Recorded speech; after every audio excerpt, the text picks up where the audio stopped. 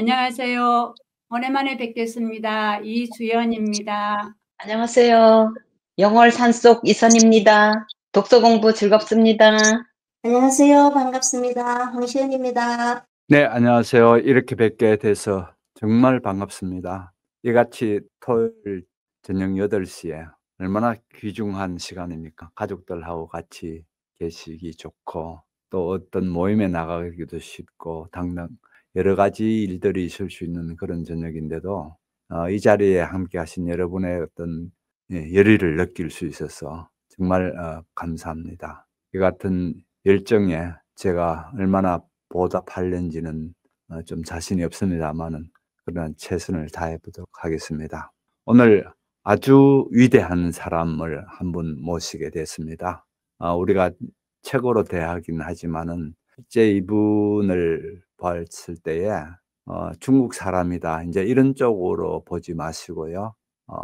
어떻게 한 시대를 살아가는 사람으로서 그 역사와 시대의 부름에 부응하면서 자기의 사상, 자기의 어떤 따뜻한 마음, 무엇보다도 따뜻한 마음들을 잘 구현시키면서 살아왔었는가, 그런 부분에서 저는 매우 존경하고 또 매우 숭상받을 수 있는 사람에 대한 얘기입니다. 루시인의 얘기입니다. 아시다시피 루시인은 필명입니다. 자기가 지은 글을 쓸 때에서는 필명이었지 원래 이름은 루신이 아니고요. 주수인이라는 본명은 주수인입니다. 주시성을 가지고 있죠. 두루 주자의 주시성인데요. 이름이 수인이고, 그렇게 주수인이 자신의 이름인데 필명은 루신으로 그렇게 통합니다. 좀 이따가 제가 필명에 대한 얘기를 할 텐데, 일단은 필명은 두고, 루신을 제가 이렇게 첫 얘기부터 거창한 얘기를 시작했는데 제 얘기를 할 게 아니고요. 실제 모택동의 얘기를 한번 하시면 좋겠습니다. 아시다시피 모택동은 오늘의 중국을 이루는데 결정적 인물이죠. 루신을 뭐라고 했는가를 한번 보겠습니다. 루신은 중국 문학혁명의 주장이다. 주된 장군이라는 거죠. 주장이다. 그는 위대한 문학가일 뿐만 아니라 위대한 사상가요, 위대한 혁명가다. 이 부분이 매우 중요합니다. 루신을 이해하는데 소설가인가 보다 또는 글 쓰는 사람인가 보다 정도만 알면 안 된다는 겁니다. 어떻게 되나요? 문학가일 뿐만 아니라 그 다음 보세요. 위대한 사상가요, 위대한 혁명가다. 이 부분입니다. 그래서 루신을 매우 존경하는, 그러니까 중국 내뿐만 아니고 일본이나 한국, 특히 이 삼국에서 루신이 차지하는 그 정신적 지주랄까요? 정신적 영향력 속에 있는 분들이 매우 많습니다. 그래서 문학가이면서 단순히 책상 위에 글만 썼는가 보다라는 게 이제 문학가로 한정되어지는 게 아니고, 그 다음에 위대한 사상가라고 했습니다. 이 부분이 매우 중요한데요. 아시다시피 루시는 원래 의학도 의사가 되기 위해서 그렇게 하다가 사람의 몸을 고치려고 할 게 아니고 정신을 고쳐야 되겠다, 이 생각을 하면서 의학을 포기하면서 그 어려운 중국 정부가 보내주는 유학생으로서 일본에서 유학하고 있었거든요. 의학이 아니고 그 다음에 정신적으로 옮겨가는 걸 갑니다. 정신적으로 옮겨가는 그런 대단한 결정을 하게 됩니다. 그렇게 하면서 사상가라는 부분인데, 이 사상가라는 부분을 우리가 좀 잘 봐야 합니다. 사상가라고 하는 건 아무데게나 붙일 수는 없습니다.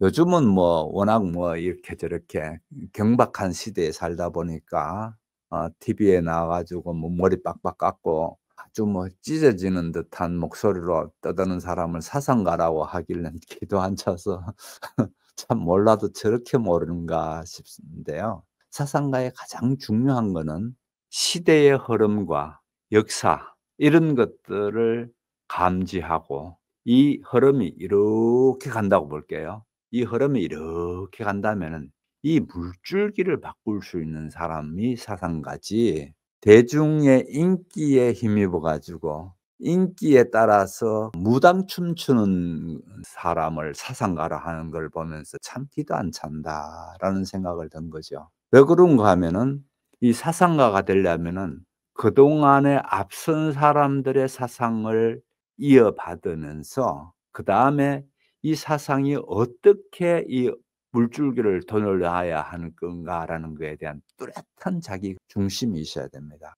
그래서 그렇게 대중들에 영합해 가지고 자기가 배운 어떤 자기가 알고 있는 그런 지식을 팔아먹는 그런 걸로서는 사상가가 될 수가 없습니다. 저는 사상가가 될 수가 없고요. 제가 인제 "지식을 팔아먹는다."라는 표현을 썼는데요. 왜 그런가 하면은 오늘 제가 저 같은 경우도 루시인을 대하면서 참 이 엄청난 분을 이 짧은 시간에 어떻게 말해야 될까라는 고민을 많이 합니다. 그래서 한 부분을 그만큼 맛보여 드리는 정도에 불과하지 내가 루시인을 보니까 이거야." 굉장히 위험한 얘기입니다. 그거는 전 세계 어느 루시인을 전공하는 사람이라도 그렇게 말하는 거는 안 되게 돼 있습니다. 원래 인문학이라는 특징이 그렇습니다. 인문학이라는 특징이 마치 그 단편을 보고 큰 소리 높은 소리 높여 가지고 빽빽 우기면서 "내가 보니까 이거야."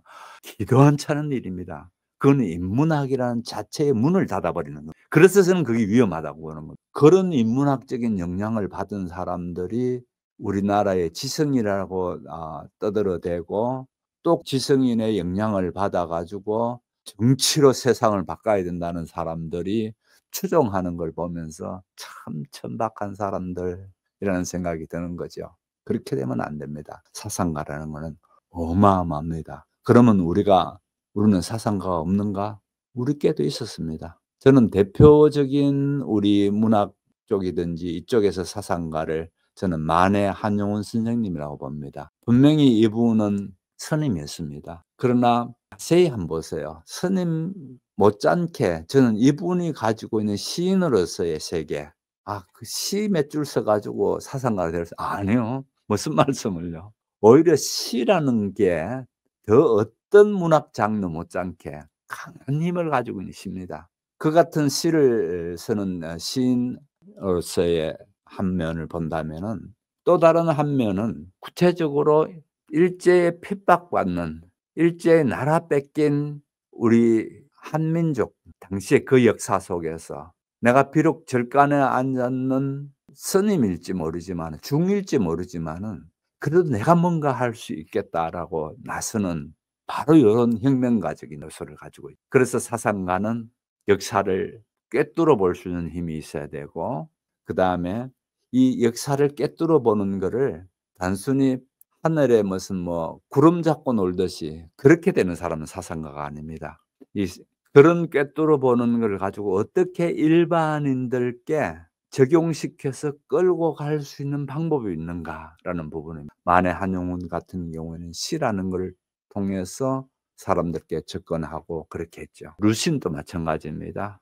이분이서는 글을 통해서 세상과의 접점을 마련하죠. 이 세상과의 접점이 없는 사상가는요. 절 안에 혼자 앉아서 또는 깊은 산중에 도만 닦고 하늘만 쳐다보고 이런 사람을 우리는 사상가라고 하지 않습니다. 혼자서 높은 경지에 올랐다고 인제 그렇게 할지 몰라도 그 혼자서 올라가든지 내려가든지 별로 관심 없잖아요. 예, 저는 전혀 관심 없거든요. 그런 데 대해서는. 올라가라고. 혼자서 올라가는. 더 중요한 거는요. 사상가라는 경우는 자기가 높은 경지에 있으면서 거기에 자기 혼자서 논리는 자가 아니고 이거를 가지고 고통받고 역사 속에 소외되어 있고 이런 사람들을 일깨워서 함께 다른 세상으로 물줄기를 흘려서 갈 수 있는 사람이 사상가라는 겁니다. 그래서 여기에는 사상가고 그다음에 혁명가라는 표현을 썼습니다. 여기에 보시게 되면은 혁명가라는 표현을 썼는데 이 혁명가라는 부분에서도 구체적으로 행동으로 옮겼다는 겁니다.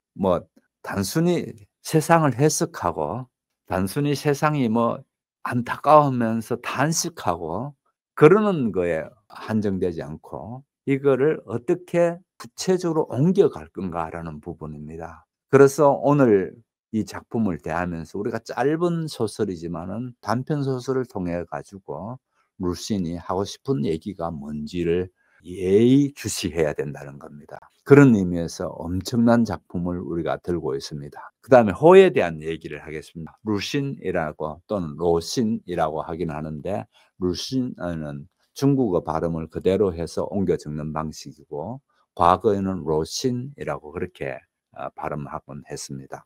로신이라고 되어지는 이거를 한번 볼게요. 좀 어려운 한자입니다, 우리께는요. 그래서 제가 찾아놓은 게 있습니다. 자, 여기 보시면 우둔할로라고 되어져 있습니다. 우둔할로 이렇게 되어 있는데 우리는 이제 두음 법칙에서 로가 노로 되죠. 그래서 노 되고 중국어 발음은 류이라고 되는 것 같습니다. 그래서 저는 중국어를 정확히 몰라서 연구하면 사성이 있거든요. 사성을 어떻게 발음해야 되는지는 잘 모르겠습니다만 어떻든 중국은 류입니다. 이 로자를 한번 자세히 보십시오. 윗부분이 뭡니까? 고기 어자입니다. 그죠? 고기 어부입니다. 고기 불 밑에 그 다음에 날일자처럼 되어져 있는데 날일이 아니고 말씀왈입니다. 말씀왈. 고기가 말을 하고 있으니 얼마나 어둔하게 말하겠어요. 여러분 고기가 말하는 거 생각해 보셨나요? 예. 고기가 말하니까 정말 형편없겠죠. 자, 고기가 앞에 고기 어자가 위에 있고 그다음에 말씀 왈자가 밑에 있습니다. 그래서 고기가 말한다. 제대로 말할 수 있을 것 같습니까? 굉장히 어둔하게 말하겠죠. 뭐 입을 뻥긋뻥긋 하는지 뭐라 하는지는 잘 모르겠는데 뻥긋뻥긋 하는 것 같기는 한데 하는 말 알아듣기는 매우 어렵죠. 그 다음에 쉰이라는 글자를 보시게 되면요.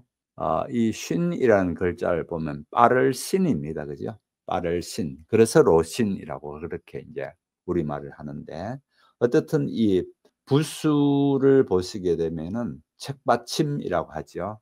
한자에서 이 책받침이 있고 책받침 위에 있는 거를 보게 되면 칼이 있습니다. 칼. 이제 여기에 주목하셔야 됩니다. 이 신을 빠를 신이라고는 했습니다만은 실제 빠르다라는 것과 신속하다 하는 것과 뛰어넘다라는 세 가지 뜻을 다 가지고 있죠. 그래서 우둔하게 말한 이 말을 통해서 내가 우둔하게 말하는 이거를 통해서 나는 이렇게 마치 의사로서의 칼을 가지고 해부를 해 나가려고 했던 것처럼 나는 이 칼을 가지고 역사의 흐름, 사상의 흐름, 생각의 정신의 생각을 해부한다든지 정신의 생각을 고치겠다는 생각을 가지고 그래서 여기에 칼이 들어가는 이 한자를 쓴 겁니다. 이런 의미에서 루신이 쓰고 있는 그 호도 보면 상당히 의미가 있죠. 그래서 이렇게 의미 있는 호를 쓰고 있기 때문에 여기에서 보시게 되면은 모택동이 하는 얘기입니다. 그는 사상가요, 혁명가다. 그러니 위대한 사상가요, 위대한 혁명가다. 이 얘기를 합니다. 루신의 뼈는 가장 단단하며 그는 노예처럼 아첨을 떠는 태는 추호도 지니지 않았으니 루신의 뼈는 가장 단단하다라고 했습니다. 지성인으로서의 루신이 어떻게 되어진다고요?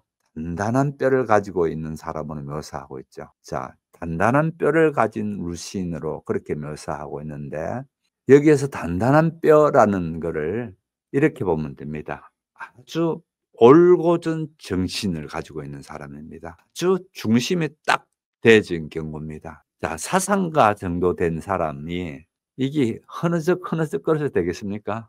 그리고 이 사상가라는 사람이 마치 뭡니까? 대중의 인기에 따라 가지고 춤추는 그런 광대 같은 사람은 사상가가 될 수가 없습니다. 사상가는 자기 중심이 분명해서 비록 대중이 이렇게 저렇게 춤추라 하더라도 그 대중을 바로 끌고 갈 줄 아는 사람이 사상가거든요. 그런 의미에서 뼈가 단단하다 이 얘기를 하고 있습니다. 그리고 노예처럼 아첨 떠는 기색이 없다는 겁니다. 이 부분이 참 멋있습니다. 노예처럼 아첨 떠는 태는 추호도 지니지 않는다. 이 사상가가 지내야 될 매우 중요한 요소죠. 사상가가 아첨 떠는 그런 광대나 기생처럼 되어 가지고는 안 된다는 겁니다. 그래서 추호도 지니지 않았으니 이것이야말로 식민지와 반식민지 인민의 가장 고귀한 캐릭터인 것이다. 이 얘기했습니다. 그래서 이 식민지와 반식민지 인민의 가장 고귀한 캐릭터인 것이다라는 부분에서 모택동이 봤을 때의 루시인이라는 사람이 어떤 사람인가를 이 부분에서 아주 분명히 얘기하고 있죠. 루시는 문화전 구체적으로 얘기합니다. 이제 루시는 문화전선에서 전민족의 대다수 구성원을 대표하여 적을 향해 무찌르고 쳐들어간 가장 정확하고 가장 용맹하며 가장 견결하여 가장 충실하고 가장 열정적인 공전의 민족 영웅이었다. 모든 추사가 여기에 다 들어가 있죠. 루신의 방향은 곧 중화민족의 신문화의 방향이다. 이렇게 얘기했습니다. 모택동의 입을 빌려서 제가 소개했습니다마는 그럼 우리하고 관계없지 않느냐? 저는 그렇게 보지 않습니다. 우리뿐만 아니고 일본까지 포함해 가지고 루신이 차지하는 그 사상적인 측면에서 한 일본 작가는 그 얘기를 했답니다. 우리에게 루신 같은 사람은 있나? 이런 얘기를 하는 겁니다. 그럴 정도로 우리는 루신이를 중국에 한정된 한 사람이 아니고 우리 동아시아에 또는 우리 인류에게 주어진 다른 흐름 속에서의 이 루신이 차지하는 영역을 볼 줄 알아야 된다. 단지 루신이 가진 단편 소설을 얘기할 테니까 이런 큰 흐름을 염두에 두시고 루신의 단편 소설, 왜 이런 소설을 썼을까? 왜 이 글에서 이런 거를 통해서 뭐를 얘기하려고 했나?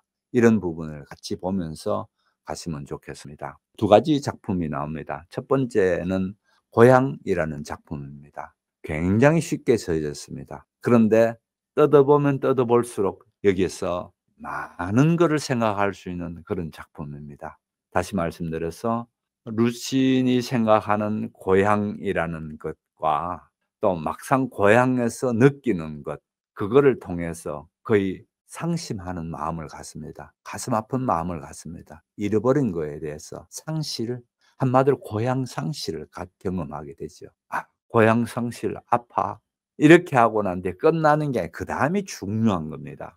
이 고향 상실을 통해 가지고 희망으로 옮겨 놓습니다. 그래서 루신의 작품 굉장히 위대하고 또 이 사람이 사상가라 하는 이유가 바로 여기에 있습니다. 아니 고향 가보고 뭐 이렇게 뭐 끝났구나 이렇게 하면서 탄식하는 정도가 끝이 아니고요. 바로 요 부분입니다. 희망으로 옮겨 놓는 부분을 한번 보자는 겁니다. 두 번째 소설은 축복입니다. 거창한 축복이 나오는가 봐 아닙니다. 반어적 표현이죠. 축복이 아니고 한 여인의 생애를 통해서 아주 보잘것없는 상린댁입니다. 이름도 없습니다. 이름도 없고 단지 상린에서 왔으니까 상린댁이라고 불려지는 한 여인입니다. 그 여인이 얼마나 중국이라는 보수적인 사상 속에서의 한 여인이 자기의 어떤 비참한 최후를 맞게 되는가를 보게 되는 게 이 작품입니다. 그래서 이 두 번째 작품은 우리가 다 같이 읽어주시는 분이 읽지를 못했습니다만 후반 부분에 가서는 제가 그냥 말하고 그렇게 마치도록 시간 관계상 그렇게 해서 마치긴 하겠습니다만은 우리가 오늘 하루로서 루신을 다 한다라는 건 천만의 말씀 전혀 안 되고요. 루신의 대표적인 소설이라 할까, 루신을 얘기할 때 빼면 안 되는 작품이 하나 있습니다. 그 작품이 아큐 정전이라는 작품입니다. 어마어마한 영향력을 미친 작품입니다. 중편 소설입니다. 짧지 않다는 겁니다. 중편 소설이라서 우리가 중편 소설을 하게 될 때에 그때 다시 한번 루신을 다루도록 합니다. 아큐 정전을 그때 다룰 테니까요. 그때 또다시 루신에 대해서 더 깊은 세계로 들어갈 수 있는 그런 기회가 있으니까요. 오늘은 한번 맛보기 정도로 편안한 마음으로 보시면 좋겠습니다. 나는 혹독한 추위를 무릅쓰고 2000년이나 떨어진 먼 곳에서 고향으로 돌아왔다. 20여 년 동안이나 떠나 있었던 곳이다. 때는 마침 한겨울이라 고향이 가까울수록 차가운 바람이 선창 안까지 윙윙 소리를 내며 불어닥쳤다. 밖을 내다보니 뿌옇게 흐린 하늘 아래 쓸쓸하고 황폐한 마을이 보였다. 아무런 생기도 느껴지지 않는 풍경이었다. 나는 허전하고 쓸쓸했다. 아, 이곳이 내가 지난 20년 동안 늘 기억하고 그리워하던 고향이란 말인가? 내가 기억하는 고향은 이런 모습이 아니었는데 내 고향은 이보다 훨씬 더 정감 있고 따뜻한 모습이었다. 그러나 그 모습을 떠올려 구체적으로 말하려고 하면 그 모습은 순식간에 지워져 버렸다. 아마도 고향이란 것은 이런 것이 아닐까. 변한 것은 아무것도 없고 원래 모습 그대로지만 그것을 보는 이의 마음에 따라 달라 보이는 것. 단지 내 심정이 허전하고 쓸쓸하기에 고향도 그렇게 느껴지는 것일 뿐이다. 왜냐하면 나는 이번에 고향과 작별하려고 왔기 때문이다. 오랫동안 우리 가족이 함께 살던 정든 집은 이미 다른 사람에게 넘어갔다. 식구들이 집을 비우고 이사 가야만 했다. 다음 날 아침 일찍 나는 고향집 대문 앞에 이르렀다. 기와지붕 용마를 위해서는 마른 풀들이 바람에 나부꼈다. 그것은 이 오래된 집의 주인이 어쩔 수 없이 바뀌어야 하는 이유를 말해주는 것 같았다. 별채에 살던 다른 친척들은 이미 거의 이사를 한 모양이어서 무척 조용했다. 어머니께서는 마중을 나와 계셨다. 그리고 그 뒤를 따라 8살 난 조카 풍얼이 뛰어나왔다. 어머니께서는 나를 보고 무척 기뻐하셨지만 쓸쓸하고 허전한 마음을 감추고 계신 것 같았다. 반갑게 날 맞아서 차를 마시자고 하면서도 선뜻 이사 말씀을 꺼내지 못하셨다. 풍얼은 아직 나를 본 적이 없는지라 멀찍이 떨어져 내 얼굴을 바라보고만 있었다. 하지만 우리는 결국 이사 이야기를 시작해야 했다. 나는 이미 내가 현재 사는 동네에 새 집을 계약해 놓았고 가구도 사두었다는 말씀을 어머니께 드렸다. 그리고 고향집에 있는 목기들을 팔아서 필요한 가구를 몇 가지 더 장만해야겠다고 말씀드렸다. 그러자 어머니께서도 좋다고 하셨다. 짐들도 대충 정리해서 한 군데 챙겨 놓았고 먹기도 운반하기 불편한 것들은 절반쯤 팔았는데 다만 아직 그 값을 받지 못했다고 하셨다.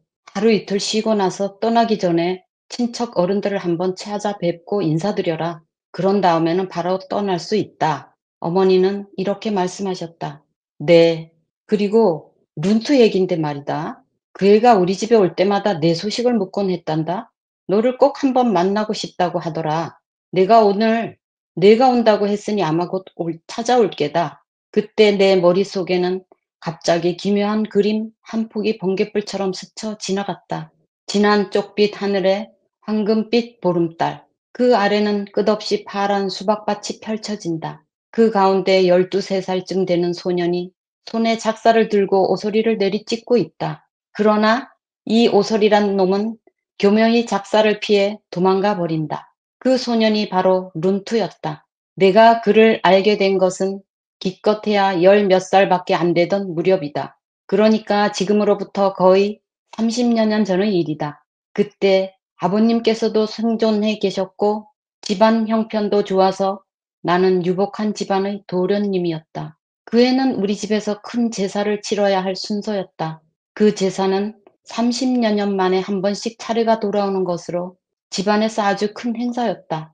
음식도 정성스레 준비하고 제기도 가장 좋은 것을 특별히 골라서 써야 했다. 또 제사에 참석하는 친척들과 다른 사람들도 아주 많았다. 절하러 오는 사람도 한둘이 아니어서 비싼 제기를 도둑맞지 않으려면 정신을 똑바로 차려야 했다. 2000열이나 떨어진 먼 곳에서 고향으로 돌아왔다. 20여년이나 떠나 있던 곳이다. 그래서 20년 만에 이제 고향을 찾아가는 작가를 처음에 얘기하는데 일단 멀리 떨어져 있었다는 얘기와 그 다음에 지금 고향을 찾아 들어가는 똑똑한 추위 속에서 이제 고향을 찾아 들어간다는 겁니다. 때는 마침 한겨울이라 고향이 가까울수록 어떻게 되나요? 따뜻하죠. 일반적으로 그렇게 되죠. 그런데 고향이 가까울수록 차가운 바람이 선창안까지 윙윙 소리를 내며 불어닥쳤다. 아, 이 사람의 고향은 본토에서 또다시 배를 타고 가는가 보다. 이 생각을 할 수 있죠. 선창을 얘기를 하는 걸로 봐서. 선창에서 밖을 내다보니 뿌옇게 흐린 하늘 아래 쓸쓸하고 황폐한 마을이 보였다. 이제 이 부분에서 상당한 뭔가를 암시하고 있죠. 밖을 내다보니 뿌옇게 흐린 하늘 아래 쓸쓸하고 황폐한 마을이 보였다. 아무런 생기도 느껴지지 않는 풍경이었다. 나는 허전하고 쓸쓸했다. 자, 고향을 첫 대면하는 자리인데 허전하고 쓸쓸했다. 상심한 마음을 읽을 수가 있고, 이 마을이 황폐했고, 또 뿌옇게 흐린 하늘에서는 날씨조차도 그랬고, 이게 상당한 부분을 암시하고 있죠. 이후의 소설 부분이 어떻게 진행될 건가를요. 그 다음에 보세요.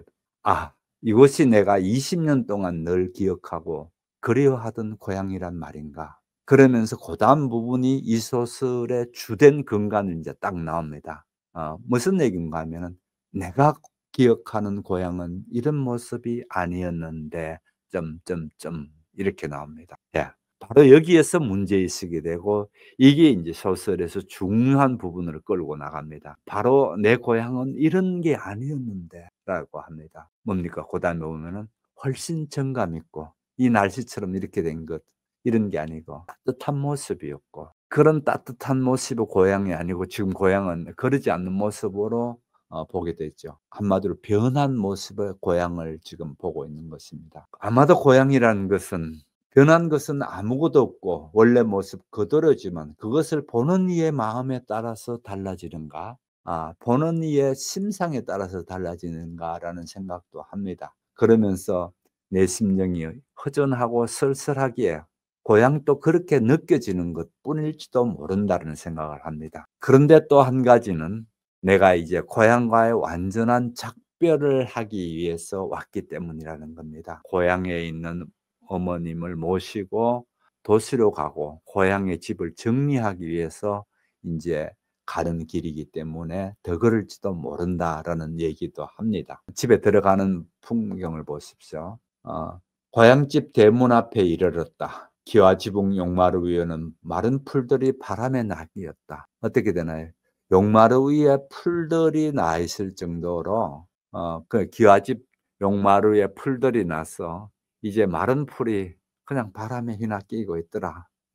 그것은 이 오래된 집 주인이 어쩔 수 없이 바뀌어야 하는 이유를 말해주는 것 같다. 뭔가 하면 이 집 주인이 사그라들어서 더 이상 고향 집을 유지할 수도 없고 고향에 살 수도 없고 도시에 가서 사글세를 얻어가지고 살아야 되는 어떤 그런 상황입니다.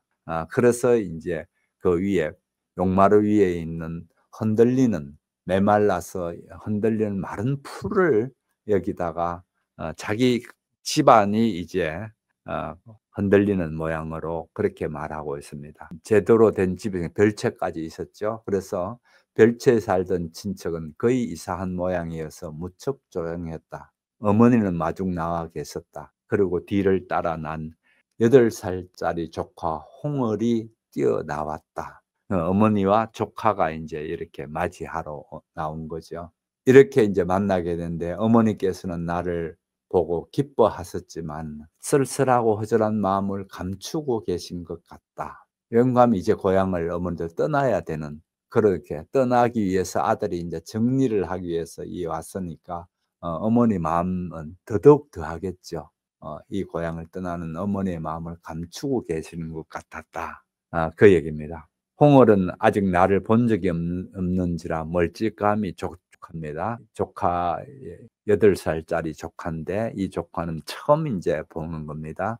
그러니까 그 얼굴을 멀찌감치 이제 바라만 보고 있는 그런 얘기를 합니다. 하지만 우리는 결국 이사에 대해서 이야기를 해야만 했다. 내가 사는 동네에 새 집을 계약해 놓았고 가구도 사들였고 이제 가는 이삿짐에 대한 얘기를 하고 있습니다. 이미 이삿짐은 대충 좀 정리돼서 한쪽에 모여져 있고 목기라든지 이런 것들은 절반쯤은 팔았고 뭐 이러면서 이제 얘기를 듣습니다. 그러면서 어머니가 하십니다. 하루 이틀 쉬고 나서 떠나기 전에 친척 어른들 한번 찾아뵙고 인사드려라. 그런 다음에는 바로 떠날 수 있다. 이 얘기를 아들께 합니다. 당연히 6.25 사회 전통이 그대로 있는 지역들이기 때문에 우리 한국도 그렇고 그렇게 고향을 떠나게 될 때 친척 어른들께 인사드리는 게 맞죠. 그렇게 이제 어머니가 얘기합니다. 그래서 네라고 얘기하고 그다음에 등장인물의 한 사람이 나면 룬투입니다. 그래서 지금 보게 되면은 작가가 당연히 고향을 들어가는 1인칭 소설로 되어져 있고요.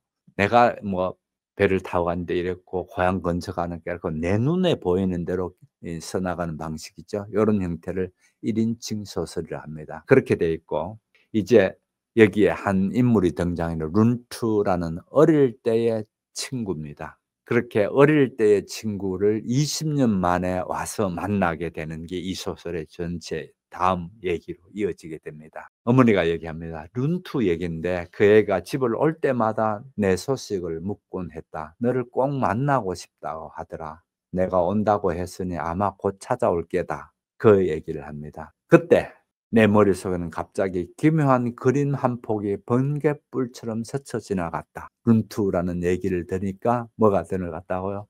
머릿속에 번갯불 같이 지나가는 게 있더라는 겁니다. 그럼 룬투와의 어떤 관계가 상당한 관계에 있다라는 부분을 보게 되죠.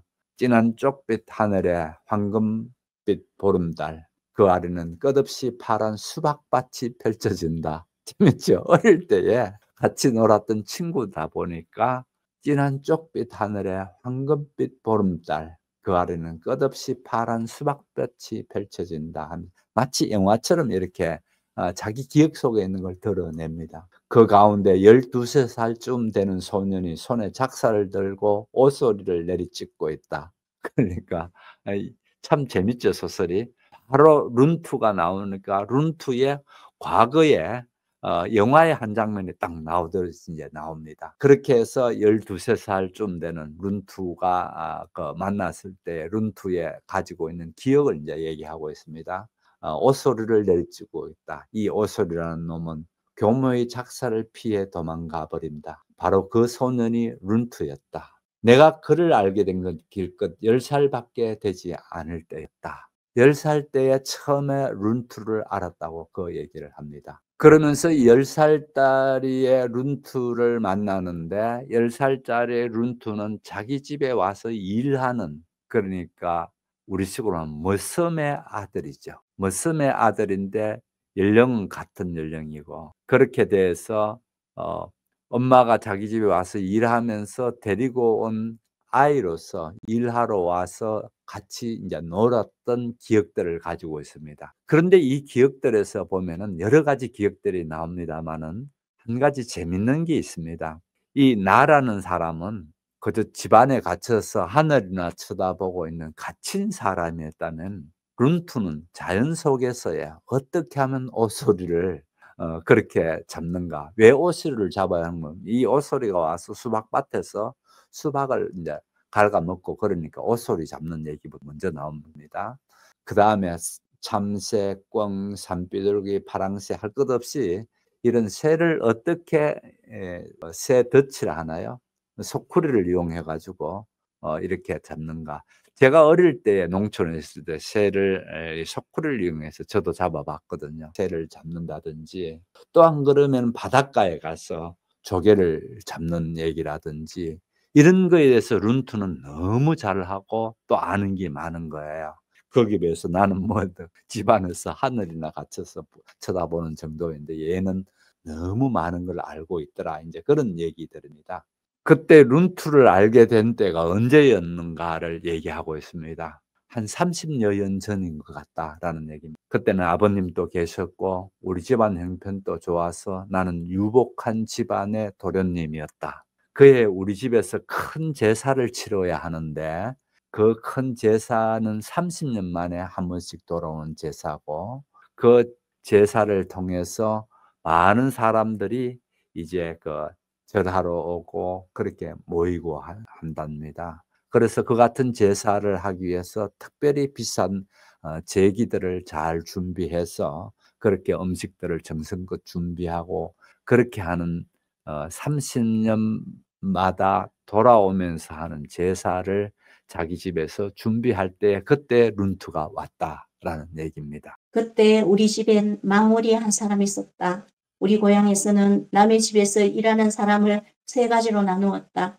1년 내내 일정한 집에 고용되어 일하는 사람을 장년, 날짜를 따져서 남의 집에 가서 일하는 사람을 단공, 자기 농사를 지으면서 섣달 대목이나 명절 등에만 일정한 집에 가서 일하는 사람을 망울이라고 했다.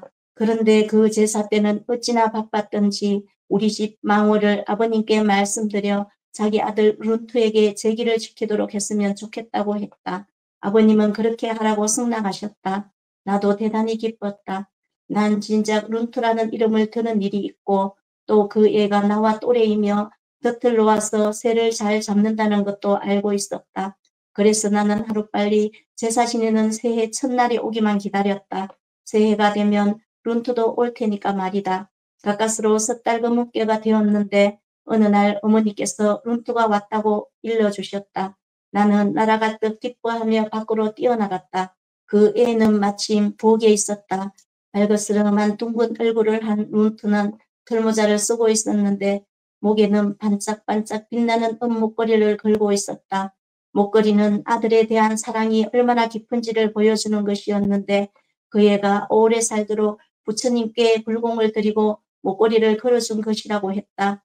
룬트는 사람들 앞에서 무척 부끄러움을 탔지만 나에게는 그렇지 않았다.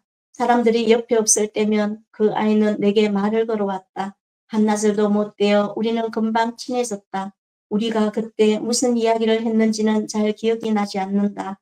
단지 룬투가 우리 집에 온 것을 무척 좋아했던 기억이 난다. 다음 날 나는 룬투에게 새를 잡아달라고 졸랐다. 그러자 룬투는 말했다. 그건 안 돼. 먼저 큰 눈이 와야 해. 모래밭에 눈이 오면 눈을 쓸어 빈털을 만들고 거기에 짤막한 막대기로 대나무 소쿠리를 놓는 거야. 그 다음에 나락을 거기 뿌려 놓았다가 새가 와서 쪼아 먹으면 내가 멀찍이 떨어진 곳에서 줄을 잡아당겨 소쿠리로 잡는 거야. 그러면 새가 소쿠리 안에 갇혀 도망칠 수 없게 되지. 그렇게 무슨 새든 다 잡을 수 있어. 참새, 꿩, 산비둘기, 파랑새. 그래서 나는 눈이 내리기를 간절하게 기다렸다. 룬트는 또 내게 말했다. 지금은 너무 추워. 나중에 여름이 되거든 우리 집에 놀러와. 우리는 낮엔 바다에 가서 조개 껍데기를 주워. 귀신을 쫓는 조개도 있고 부처님 손 같은 조개도 있어. 그리고 밤엔 아버지하고 수박을 지키러 간단다. 너도 함께 가자. 도둑도 지킨단 말이야? 아니야. 우리 동네에선 길 가던 사람이 목이 말라서 수박 한 개쯤 따먹는 건 아무 일도 아니야. 우리가 지키는 것은 두더지, 고슴도치, 그리고 오소리야. 달밤에 어디선가 사각사각 소리가 나면 그건 오소리란 놈이 수박을 먹는 소리야. 그러면 쇠 작사를 들고 살금살금 다가가서 그때 나는 이 오소리란 놈이 어떤 짐승인지 전혀 몰랐다. 물론 지금도 자세히는 알지 못한다. 그저 어쩐지 조그만 개처럼 생긴 영악스러운 동물일 것 같다는 느낌이 들었다. 그놈이 물거나 그러지는 않아. 쇠작살이 있잖아. 가까이 가서 옥소리를 발견하면 당장 찔러버려야 해. 얼마나 야가 빠진 녀석인지 요리조리 잘도 빠져나가서는 가랑이 밑으로 달아나 버리거든. 털이 마치 기름칠한 것처럼 미끄러우니까. 나는 그때까지 세상에 이렇게 신기한 일이 많은 줄은 꿈에도 몰랐다. 바닷가에 형형색색 갖가지 조개 껍데기가 있고 또 수박에 그렇게 위험한 일이 숨겨져 있다는 것을 몰랐던 것이다. 그때까지 나는 수박이란 그저 과일 가게에서 파는 것으로만 알았을 뿐이다. 우리 모래사장엔 말이야. 밀물이 들어오면 날치들이 팔딱팔딱 뛰어온다. 그 녀석들은 모두 청개구리처럼 두 다리가 달려있어서 룬트의 생활엔 내가 알지 못하는 신기한 일들이 무궁무진하게 벌어지고 있었다. 룬트가 바닷가에서 그렇게 신기한 것들을 만날 때 나는 아무것도 모른 채 높은 담으로 둘러싸인 집 안에서 하늘만 바라보고 있었다. 안타깝게도 정월은 금세 지나가 버리고 룬트는 집으로 돌아가야 했다. 나는 그만 어쩔 줄 모르고 큰 소리로 엉엉 울었다. 룬트는 부엌에 숨어 울면서 밖으로 나오려 하지 않았다. 하지만 결국 룬트는 아버지 손에 이끌려 가버리고 말았다. 그 애는 나중에 자기 아버지에게 부탁해서 내게 조개 껍데기 한 꾸러미와 아름다운 새의 깃털 몇 개를 보내주었다.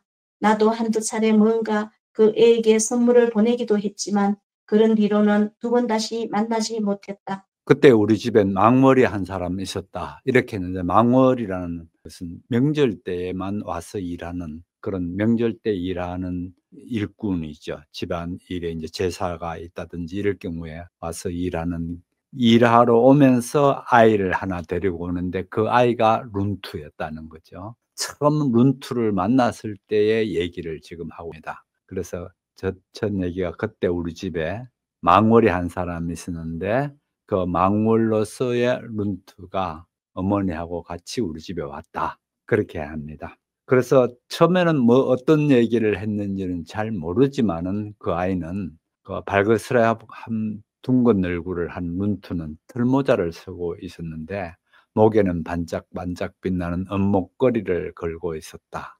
이제 은목걸이는 아마 그 당시에 부처님께 불공을 드리게 하면서 아이께 또 동시에 아이께 이렇게 해주는 그런 부모님의 사랑이 잔뜩 받는 아이일 경우에 그렇게 은목걸이를 한답니다. 그러나 룬투는 사람들 앞에서 무척 부끄러워했는데 내게는 그러하지 않았다. 다른 아마 어른들이 있는 데는 매우 부끄러워하는 아이였는 것 같습니다. 그런데 내게는 그러지 않았다. 우리가 처음 어떤 말을 했는지는 잘 모르겠는데 그저 어쩐지 조그만 개처럼 생긴 영악스러운 동물, 그놈이 바로 오소리입니다. 오소리에 대해서 이제 얘기가 됩니다. 그놈이 물거나 그러지는 않아? 이제 물어봅니다. 오소리에 대해서. 쇠작살이 있잖아. 가까이서 오소리를 발견하면 당장 찔러버려야 해. 녀석이 얼마나 요리조리 잘 빠져나가는지 가랑이 밑으로 잘 도망가 버리거든. 털이 마치 기름칠 한 것처럼 미끄럽다고 이제 그런 얘기하면서 오소리에 대해서 얘기를 했고요. 그 다음에 그 신기한 일들을 계속 더 얘기해 주고 그런 경험들을 말해 주는데 조개 껍데기 줍는 얘기, 모래시장에서 하는 얘기, 룬투의 생활은 내가 알지 못하는 신기한 일들이 무궁무진하게 벌어지고 있었다. 그런데 안타깝게도 금세 정월은 지나가 버리고 룬투는 집으로 돌아가 버렸다. 그 애는 나중에 자기 아버지께 부탁해서 조개 껍데기 한 꾸러미와 아름다운 새의 깃털 몇 개를 보내주었다. 이러면서 룬투와의 관계를 그렇게 회상을 하면서 독자들께 이제 알려주는 장면이고요. 그런데 지금 어머니께서 그의 이야기를 꺼내신 것이다. 나는 대뜸 어머니께 물었다. 그거 참 반갑군요. 그래, 룬트는 어떻게 지내요? 그 애 말이냐? 걔 살아가는 것도 무척 힘든 모양이더라. 어머니는 이렇게 말씀하시면서 밖을 내다보더니 다시 말씀하셨다. 저 사람들이 또 왔구나. 말로는 목기를 사러 왔다고 그러면서 닥치는 대로 아무 물건이나 손에 쥐고 가버리니 내가 잠깐 나가봐야겠다. 어머니는 일어서서 밖으로 나가셨다. 문 밖에서 여자들 몇 사람이 주고받는 말소리가 들려왔다. 나는 조카를 불러다가 내 앞에 앉히고 글씨를 쓸 줄 아는지 다른 고장에 가보고 싶은지 등을 물었다. 우리 기차를 타고 가요? 그래, 우린 기차를 타고 갈 거다. 배는요? 먼저 배를 타고 그런 다음에 어머나 세상에 이렇게 컸네. 짝이 째지는 듯 날카로운 아주 괴팍한 목소리가 들려왔다. 나는 깜짝 놀라서 얼른 고개를 들었다. 광대뼈가 튀어나오고 입술이 얇은 신살가량 되어 보이는 여자가 내 앞에 서 있었다. 날 모르겠어? 이전에 내가 안아준 일도 있는데 나는 더욱 어리둥절할 뿐이었다. 마침 다행스럽게도 어머니가 들어오시더니 옆에서 말씀하셨다. 저 애는 오랫동안 객지에 나가 있어서 아마도 까맣게 잊었을 거야. 어머니가 나를 보고 말씀하셨다. 아마 너도 기억이 날 거야. 저 양반이 우리 집 길 건너편에 사시던 양신의 둘째 아주머니시란다. 왜 그 두 가게를 하든. 그렇지. 그제야 생각이 났다. 내가 어렸을 때 우리 집 건너편의 두부 가게에서 하루 종일 앉아있던 양신의 둘째 아주머니였다. 사람들은 모두 이 여자를 두부 가게 서시라고 불렀다. 하지만 그때는 하얗게 분칠을 했고 지금처럼 광대뼈도 튀어나오지 않았던 것 같다. 입술도 이렇게 얇지는 않았다. 당시의 마을 사람들은 이 여자 덕분에 두부 가게의 장사가 잘 된다고 말하곤 했다. 하지만 그때만 해도 나는 나이가 어린 탓이었는지 그런 말에 아무 느낌을 받지 못했고 그 존재조차 까마득히 잊었다. 그러나 이 여인은 지금 몹시 기분이 상한 모양이었다. 잊었다고? 하긴 정말 귀한 양반들은 워낙 눈이 높으시니 설마 그럴 리가. 그럼 네 도련님한테 할 얘기가 있어. 도련님 네는 부자가 됐고 또 이렇게 무거운 짐들을 일일이 운반하기도 거추장스러울 테니 내게 주지 그래요? 이런 낡고 보잘것없는 물건들을 어디다 쓰시겠어요? 우리 같은 가난한 뱅이에겐 그래도 이런 물건이 쓸모가 있을 테니까 말이요. 난 부자가 아닙니다. 또 이걸 팔아야 그 돈으로. 아이고 참, 부자가 아니라고? 당신은 지금 소실이 셋이나 되고 문 밖에만 났으면 8사람이 드는 큰 가마를 타면서도 부자가 아니란 말이요? 헝? 그런 말로 날 속일 수 있을 것 같아요? 나는 이제 무슨 말을 해도 소용이 없다는 것을 깨달았다. 나는 그저 입을 다물고 묵묵히 서 있었다. 원 세상에 부자가 될수록 지갑건을 죄고 지갑건을 죄일수록 부자가 된다더니 정말일세. 여인은 화가 나서 돌아서더니 두들대면서 밖으로 걸어나갔다. 그러나 나가면서 슬쩍 어머니의 장갑 한 켤레를 허리춤에 쑤셔 넣고 사라져 버렸다. 그 다음에는 근처의 친척들이 나를 찾아왔다. 나는 그들을 상대하면서 틈틈이 짐을 꾸려야 했다. 이렇게 사나흘이 지나갔다. 날씨가 몹시 춥던 어느 날 오후 나는 점심을 먹고 차를 마시며 앉아 있었다. 그러다가 밖에서 사람이 들어오는 인기척에 머리를 돌려 바라보았다. 그를 보고 나는 그만 놀라서 부랴부랴 몸을 일으켰다. 이번에 들어온 사람은 바로 룬투였다. 나는 보자마자 그가 룬투라는 것을 알 수 있었다. 그러자 내가 기억하는 그 룬투는 아니었다. 키는 갑절이나 커졌고 옛날 달그스름하던 둥근 얼굴은 누렇게 윤기가 없어졌다. 얼굴에 깊은 주름이 파여 있고 눈도 그의 아버지와 마찬가지로 언저리가 온통 벌겋게 부어올라 있었다. 바닷가에서 농사를 짓는 사람은 하루 종일 불어닥치는 바닷바람 때문에 대개 이런 모습을 하고 있다는 것을 나는 잘 알았다. 그는 너덜너덜한 털 모자를 쓰고 몸에는 얇은 솜옷을 걸치고 있었다. 그렇지 않아도 초라한 행색을 한 룬투는 추위 때문에 부들부들 떨었다. 손에는 종이봉지 하나와 커다란 담뱃대를 들고 있었다. 그 손 역시 내가 기억하던 통통하고 혈색이 좋은 손은 아니었다. 거칠고 여기저기가 터져서 마치 소나무 껍질 같았다. 나는 이때 너무 흥분해 뭐라고 말하면 좋을지 알 수 없었다. 아, 룬투 형, 이제 오셨구려. 이렇게 말했을 뿐이다. 나는 하고 싶은 말이 너무 많았다. 꽁이며 날치며 조개 껍질, 오소리. 그러나 뭔가에 가로막힌 듯 그 말들은 머릿속에서만 빙빙 돌 뿐 입 밖으로 나오지 못했다.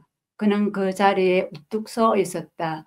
얼굴에는 기쁨과 처량함이 섞인 표정이 선명하게 떠올랐다. 그는 뭐라고 입술을 달싹이긴 했지만 잘 들리지 않았다. 그리고 마침내 그는 더 공손한 태도로 분명히 이렇게 불렀다. 자, 그런데 지금 어머님께서 그의 얘기를 꺼낸 것이다. 그러니까 룬투에 대한 얘기를 하는 거죠.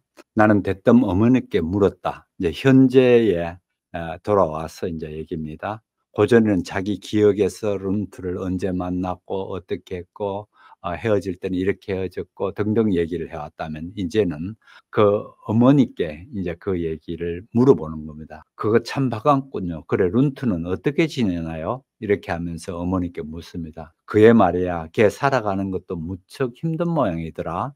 이제 이렇게 어머니께서 말씀하시면서 밖을 내다보시더니 저 사람들이 또 왔구나.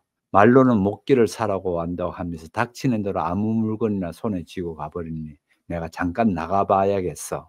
이러면서 이제 어머니가 바깥에 이제 나가보시는 경우. 여기에서 뭘 볼 수 있나요? 시골에서 정말 그 뭐랄까 도리에 맞지 않게 남의 물건을 잘 훔쳐가는 얘기가 나옵니다. 그래서 이 사람들이 이사 간다 그러니까 이사 간 집에 와서 무슨 물건을 살듯이 하면서 그렇게 물건을 고르는 것처럼 하면서 물건을 훔쳐간답니다. 그러니까 어머니가 얼른 또 나가봐서 저 사람들 또 왔구나. 그러면서 나갑니다. 그렇게 이제 어머니는 나가시고, 조카하고 이제 얘기합니다. 조카가 우리 기차 타고 가요? 이렇게 묻는. 그래, 우리 기차를 타고 갈 거다. 배는요, 먼저 배를 타고 난 다음에 그렇게 얘기해요. 어머나, 세상에 이렇게 컸네? 어떤 사람이 갑자기 어머나 하면서 쑥 들어오면서 찢어지는 듯한 소리가 있었다랍니다. 그래서 알고 봤더니만은 너 날 모르겠어 하면서 이 저자인 이 사람께 너 날 모르겠어 이렇게 합니다. 나는 어리둥절하였뿐 뿐이었다. 마침 다행스럽게도 어머니가 들어오시는 내 옆에 말씀하셨다. 저희는 오랫동안 객지에 나가서 아마도 까맣게 잊었을 거야. 어머니가 나를 보고 말씀하셨. 너도 아마 기억날 거야. 저 양반 우리 집 길 건너편에 사시는 양신의 둘째 아주머니란다. 그 두부 가게를 하던 하면서 그러니까 아 그렇지 그제야 생각이 났다. 내가 어렸을 때 우리 집 건너편에 두부 가게에서 하루 종일 앉아있던 양신의 둘째 아주머니였다 하면서 이제 양신의 둘째 아주머니를 생각해냅니다. 그런데 이해는 잊었다고 하긴 귀한 양반들은 워낙 눈이 높으시니 이러면서 자기를 잘 기억하지 못한 것에 대해서 좀 섭섭해하는 쪽으로 얘기를 합니다. 그렇게 하면서 그럼 내 도련님한테 할 얘기가 있어. 그러면서 도련님이라 그러면서 하는 얘기가 있습니다. 도련님은 부자가 됐고 또 이렇게 무거운 짐들을 일일이 운반하기도 거침스러울 테니 내게 주시죠. 이런 낡고 보잘것없는 물건을 어디다 쓰시겠어요. 우리 같은 가난뱅이들이나 이런 물건을 쓸모가 있을 테니까요. 이제 이러면서 물건을 달라 하는데 뭐 이렇게 낡은 거 당신들 쓰겠어 뭐 이런 쪽으로 하면서 물건을 달라 그럽니다. 그러니까 난 부자가 아닙니다. 또 이걸 팔아야 그 돈으로 하니까 아이고 참 부자가 아니라고요? 지금 이 대화에서 어떤 걸 볼 수가 있나요? 농촌이 정말 이렇게 피폐해져 있구나라는 거를 엿볼 수가 있죠. 어떡하지 하나라도 좀 주워 간다든지 아니면 또 그것도 아니면 훔쳐라도 가려고 하고 여기는 인제는 아예 이렇게 저렇게 얘기해 가지고 아예 얻어 가려고 다 달라는 식으로 이런 뭐 쓰잘데없는 물건들 부자들이 쓸 수가 있겠나요? "우리 다 주세요." 이런 쪽으로 인제 얘기를 합니다. 사실은 이 사람은 팔려고 고기 내놓고 있는 건데 이제 그렇게 합니다. 그러니까 나는 부자가 아니라고 인제 그 얘기를 합니다. 그러니까 "아이고 참 부자가 아니라고? 당신은 지금 소실이 셋이나 되고 문 밖에 나서면 8사람이 드는 큰 가마를 타면서 부자가 아니란 말이에요." 여기에서는 또 어떤 면이 볼 수 있나요? 농촌의 가난한 사람들과 부자들 간의 일종의 갈등들을 볼 수가 있어요. 갈등들을 볼 수 있는데 한마디로 부자들은 보면은 좀 안 좋은 마음의 심리 상태에 가까운 부자에 대해서 그렇게 하면서 그다음 얘기를 한번 보세요. "웬 세상에 부자가 될수록 지갑건을 죄고 지갑건을 잴수록 더 부자가 된다더니 정말일세?" 이러면서 그 앞에 면전에다 대놓고 "부자들은 형편없다. 비윤리적이다." 이런 쪽으로 이제 말해 버립니다. 여인은 화가 나서 돌아서더니 투덜대며 밖으로 나갔다. 그러나 나가면서 슬쩍 어머니의 장갑 한 켤레를 허리춤에 수수 넣고 사라져 버렸다. 그 사이에 나가면서 인제 어머니의 장갑 한 켤레를 인제 훔쳐가는 그걸 봅니다. 그다음에 친척들이 나를 찾아왔다. 쪼끔 전에 요런 것들은 그 당시에 서민들의 삶이 얼마나 곤궁한 삶이었는가를 요런 대화 속에서 엿볼 수 있어야 되는 거예요. 그거 장갑 그게 뭐 대단한 건데 이런 식으로 생각하면 안 됩니다. 양심을 팔아 뭐 우리처럼 앉아서 이렇게 생각하면 안 되고 그 당시 사람들이 얼마나 어려웠으면 요렇게 하나 가지고라도 막 그렇게 하고 너무 물건을 훔쳐가기도 하고 그러는구나 이런 생각을 해야 됩니다. 나는 그들을 상대하며 틈틈이 짐을 꾸려야 했다. 이렇게 사나흘이 지나갔다. 날씨가 몹시 춥던 어느 날 오후 나는 점심을 먹고 차를 마시며 앉아 있었다. 그러다가 밖에서 사람들이 인기척의 소리를 들어보았다. 이번에는 룬투가 왔다. 이제 드디어 룬투가 온 겁니다. 그 룬투라는 내가 기억하는 룬투는 아니었다. 문제는 바로 이 부분입니다. 룬투가 오기는 왔는데 내가 기억하고 있는 마음속에 있던 그런 룬투는 아니었다는 겁니다. 키는 갑절이나 더 커졌고 그렇죠. 20년 만에 만나니까 갑절은 훨씬 더 크겠죠. 옛날 그 발그스레한 둥근 얼굴은 누렇게 윤기가 없었다. 여기서 또 뭘 볼 수가 있나요? 룬트의 생활이 공공했다. 어머니께 그 얘기를 이미 들었습니다마는 바로 보면서 이제 그런 생각을 합니다. 얼굴에 깊은 주름이 파여 있고 20년 동안 이제 그렇게 늙었다는 거죠. 눈도 그의 아버지와 맡은 언저리가 온통 벌겋게 부어올랐다. 바닷가에서 농사를 짓는 사람은 하루 종일 부르닥치는 바닷바람 때문에 대개 이런 모습을 하고 있다는 것을 나는 잘 알았다. 그다음에 그는 너덜너덜한 털모자를 쓰고 몸에는 얇은 속옷을 걸치고 있었다. 그러지 않아도 초라한 행색의 룬투는 추위 때문에 부들부들 떨고 있었다. 손에는 종이봉지 하나 기다란 담뱃대를 들고 있었다. 그 손 역시 내가 기억하던 통통하고 혈색이 좋은 손은 아니었다. 이러면서 20년 만에 만난 룬트를 아주 세세히 잘 묘사하고 있습니다. 나는 이때 너무 흥분해 뭐라고 말하면 좋을지 알 수 없었다. 그러면서 룬트 형 이제 없었구려 이렇게 말했을 뿐이다. 나하고는 하고 싶은 말이 너무 많았다. 꽁이며 날치며 조개 껍질이며 옷소리며 그러나 무언가 가로막힌 듯한 그 말들은 내 머릿속만 뱅뱅 돌 뿐 입 밖으로 나오지 않았다.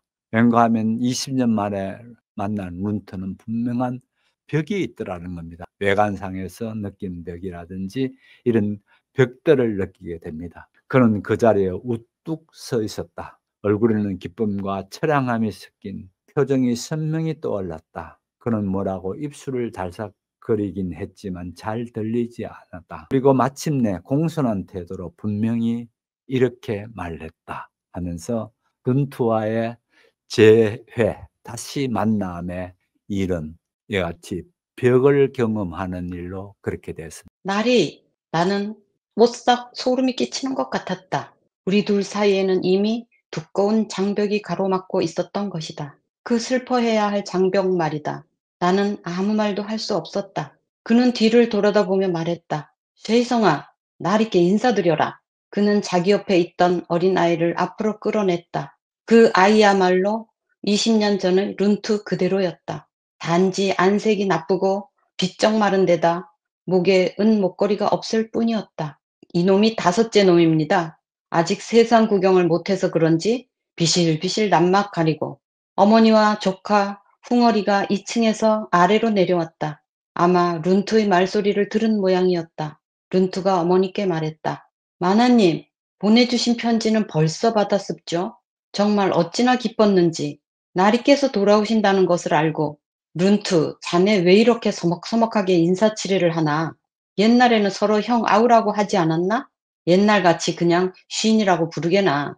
어머니는 기뻐하시며 이렇게 말씀하셨다. 참 마나님도 무슨 말씀을? 그게 될 법이나 한 얘깁니까? 그땐 철없는 어린아이여서 아무것도 모르고 룬투는 이렇게 얘기하면서 또 자기 아들에게 인사를 드리라고 했다. 하지만 아이는 여전히 부끄러워하면서 제 아버지 옆에 찰싹 달라붙어 있었다. 어머니가 말씀하셨다. 그 애가 쉐이성인가? 5째랬지? 모두 낯선 사람뿐이니 겁을 내는 것도 당연하지. 예, 풍어라. 쉐이성이랑 같이 나가 놀아라. 풍얼은 이 말을 듣고 쉐이성에게 손짓했다. 쉐이성은 그제야 한결 가벼운 걸음으로 풍얼과 함께 밖으로 나갔다. 어머니는 룬투에게 자리에 앉으라고 권하셨다. 그는 한참 망설이다가 겨우 자리에 앉았다. 그는 자리에 앉아 긴 담뱃대를 탁자 옆에 기대해 놓더니 종이봉지를 앞으로 끌어당기면서 말했다. 겨울이라서 변변한 게 아무것도 없습니다. 이건 푸른 콩을 말린 것인데 정말 변변찮지만 그래도 저희 집에서 말린 것이라서 나리께서 맛이라도 보시라고. 나는 그에게 사는 형편이 어떤지 물었다. 그는 그저 머리를 흔들 뿐이었다. 말이 아닙니다. 6째 놈까지 나서서 집안일을 거두는데도 먹고 살 수가 없어요. 세상은 온통 뒤숭숭하고 무슨 이유도 없이 여기저기서 돈만 마구 걷어가고 그러니 버는 게 형편이 없죠. 게다가 소출은 점점 나빠져요. 농사를 지어서 짊어지고 가서 팔려고 하면 세금만 몇 번씩 내야 합니다. 그러니 본전만 까먹고 말죠. 그렇다고 팔지 않고 두자니 그냥 썩혀버릴 형편이고요. 그는 머리를 흔들어 댔다. 숱한 주름살이 새겨진 룬트의 얼굴은 마치 석상처럼 전혀 표정 변화가 없었다. 그가 느끼는 감정은 오직 괴로움뿐인 것 같았다. 그런데 그것을 표현하려 해도 표현할 방법이 없는 듯했다. 그는 잠시 입을 다물고 있더니 이윽고 담뱃대를 들고 묵묵히 빨았다. 어머니가 물어보자 그는 집안일이 바빠서 내일 돌아가야 한다고 말했다. 그가 점심도 먹지 않은 것을 알고 어머니는 부엌에 가서 밥을 먹도록 일렀다. 그가 나간 뒤 어머니와 나는 그가 사는 형편을 이야기하며 탄식했다. 자식들은 많고 농사는 해마다 흉작이고 세금은 가혹하다. 군인, 강도, 벼슬아치, 지주들은 한꺼번에 달려들어 그를 괴롭혔다. 어머니는 우리가 가져가지 않아도 될 물건은 모두 그에게 주자고 말씀하셨다. 오후에 그는 필요한 몇 가지 물건을 골랐다. 기다란 탁자 2개, 의자 4개, 향로와 촛대 한 벌씩, 그리고 짐을 짊어질 때 쓰는 가로대 하나였다. 그는 또 고향에서는 밥을 지을 때 짚을 이용하는데 그 재는 밭에 비료로 쓴다는 그 재를 전부 달라고 했는데 우리가 떠날 때 배로 실어 가겠다고 했다. 밤에 룬트와 나는 이것저것 자질구레한 얘기를 나눴다. 그러나 별로 중요하지 않은 잡담일 뿐이었다. 다음 날 아침 일찍 그는 쇠이성을 데리고 돌아갔다. 자, 이 부분에서 룬트가 입을 열었는데 날이 이렇게 덥석 얘기를 합니다. 그 다음 한번 보세요. 나는 소름이 끼치는 것 같았다. 영감 마음속에 그 룬트가 있었는데 이 친구로서의 룬트가 이제 하는 얘기가 날이 이렇게 되니까 아까 장벽을 느꼈다 했죠. 더 이미 더운 장벽이 가로막고 있었다. 이 표현을 합니다. 그 슬퍼해야 할 장벽이 말이다. 나는 아무 말도 할 수 없었다. 고향에 와서 그 어린 시절의 친구를 만나면서 그 친구와의 엄청난 장벽을 이제 느끼게 됩니다. 그러면서 그는 아들께 쉐이성아, 날 있게 인사드려라. 그러면서 옆에 있는 아이를 끌고 와서 오는데 그 아이야말로 20년 전에 룬투 그대로였다. 우리말로는 이제 그러니까 저거라 그러죠. 찐빵이라 그러나요? 예. 똑 닮았는 아이인 것 같습니다. 단지 안색이 나쁘고 비쩍 마른 데다가 목에 은목걸이가 없다는 것뿐이다. 그러면 20년 전에는 룬투가 그래도 은목걸이도 하고 애가 혈색도 괜찮고 이랬다면은 20년 만에 이 중국이라는 나라는 훨씬 더 어려워졌다는 걸 간접적으로 이렇게 얘기해 주고 있죠. 그 아이는 안색도 나쁘고 비쩍 마른 데다가 은목걸이까지 없었다는 거죠. 이놈이 5째입니다. 아직 세상 구경을 못해서 그런지 비실비실 낯만 가리고 그러면서 5번째 아이라고 그렇게 합니다. 그러니까 어머니가 마침 이제 끼어들어서 흥얼이가 2층에서 내려왔다. 그러니까 어머니가 흥얼이하고 같이 놀아라. 아무도 모르는 여기 이제 어른들 사이에 애가 이제 불편해할 것 같으니 그렇게 해서 아이가 내보내 줍니다. 그다음에 룬트가 하는 말을 보세요. 마나님 보내주신 편지는 벌써 받았었죠. 정말 얼마나 기쁜지 날이 깨서 돌아오신 줄 알고 또다시 날이라 그러죠. 그러면서 자기도 기쁘다고 하는데 그 다음에 한번 보세요. 룬투 자네 왜 이렇게 서먹서먹하게 인쇄치레를 하나? 옛날에는 서로 형 아우하지 않았나? 옛날같이 그냥 쉰이라고 부르게나? 그러면서 어머니가 제대로 이제 말씀해 주십니다. 그러니까 그 룬투가 하는 얘기가 참 더 기막힙니다. 참 하나님도 무슨 말씀을 그게 될 법이나 한 얘기입니까? 그땐 철없는 아이여서 아무것도 모르고 이렇게 얘기가 되어집니다. 이러니 나는 이 룬투와 어머니가 나누는 대화를 봤을 때 더 벽이 공고해진 거를 느끼게 되죠. 예. 그다음에 이제 룬투가 하는 얘기입니다.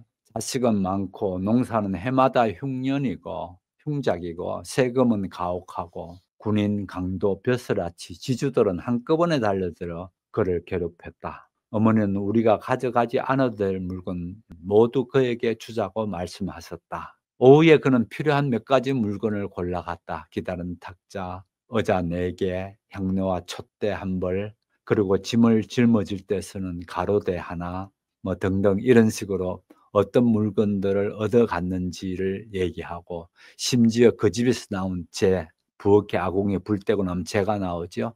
그것도 얻어서 갑니다. 밤에 룬트와 나는 이것저것 자질구레한 얘기를 나누었다. 그러나 별로 중요하지 않은 잡담의 열매다. 다음 날 아침 일찍 그는 쉐이싱을 데리고 돌아갔다. 이렇게 하면서 룬트와의 만남에 대해서 말 그대로 매우 씁쓸한 그런 만남이었음을 우리는 봤습니다. 그로부터 9일이 지났다. 바로 우리가 떠나야 할 날이었다.